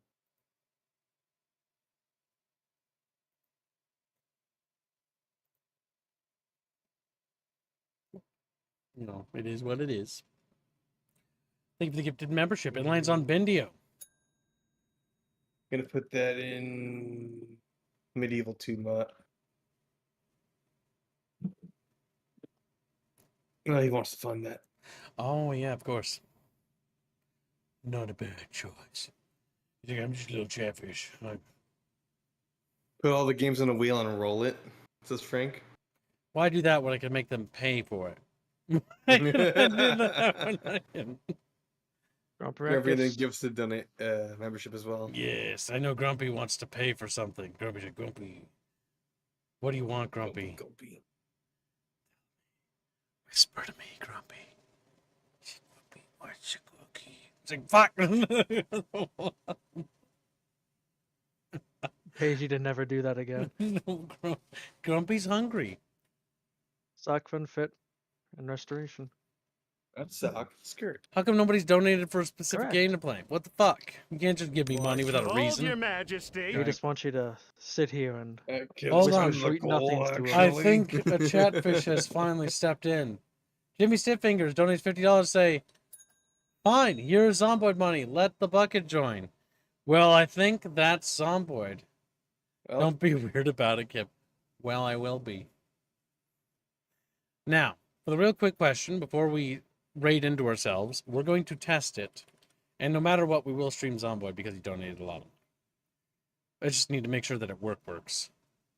does that complete the weekly goal? Yes, it does. It does. Congratulations, chat. We've completed this week's goal. We've now funded the rest of the week. Crashes. Well, in theory, I fixed my CPU issue. Apparently, it's my CPU, we think it is. It's not doing so good. It's dying. That's why we reduced the amount of gigahertz it runs. And everything seems to run or whatever better now. Without crashing. So let's just hit host, and then Chatfish can come play. And we'll make a stream, and then we'll raid into it so we can wrap this up. I think that'll work. And let me just schedule it. Now, I want to point out, last I tested this, it did work. As if I'm jinxing it. Now I'm thinking about it. But yeah, I am looking forward to playing Pharaoh again on my closing notes where I wrap up here. I just bought it. I hope it's good. I hope. Wow, Choomba, you're the one that did. Maybe you'll have to join me for the multiplayer campaign. You have an SSD, Choomba? I'm like, squealy. I could put it on that. My main drive is an SSD. Squealy. Oh, Just I the- didn't the- install the- it there, but The I can problem is move that it Total over War easy games enough. are like a 200 fucking gig skippo. Pharaoh's 50. Doesn't have all those cool monsters from Warhammer. Yeah, that's true. But yeah, I should have installed this to my SSD. I just didn't think of it. I forgot Total War loads unbelievably slow.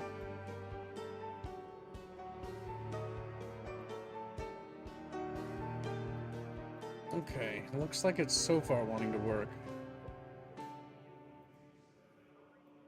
Yeah, there's 25 PLNs. Congratulations on making another weekly goal, chat. Your reward is posting in BH now. Sock fun. Thick Kips. Shibari Reg. Jano did a very nice thing by helping out Little Sweets sausage. Daily.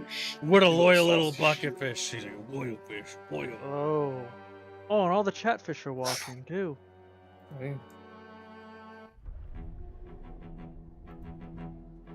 Hold on a sec. Wait. You doing little rapey man? Made What you in doing? made in Italy. Very nice fan I art. see. It is an elude. Yeah. It's in the correct channel. I don't like the tramp stamp though. Alright, let's see. Looks like he works, Chatfish. Oh. Finally posted the Aristocratic Cthulhu's things. Yeah, His it's transforming little succubus is fish. JoJo Chatfish in the animation. Alright, chat. We're gonna start the Zomboid stream in about a minute, so go ahead and start getting ready to connect. Looks like it works. Time to get eaten by zomzoms. And thank you for joining today's Bunchcast. We will see you in the next Bunchcast. Next time there's something interesting to talk about. We won't always do them, because not Hold always your is there something we majesty. want to do. We try to keep our Bunchcast positive, unlike everyone else. It's always negative and lame. We're Well, positive. the first two bunch casts were negative. Well, actually, they had positive themes. Yeah. Yeah, we always turn things around. We're always good people. You see over there?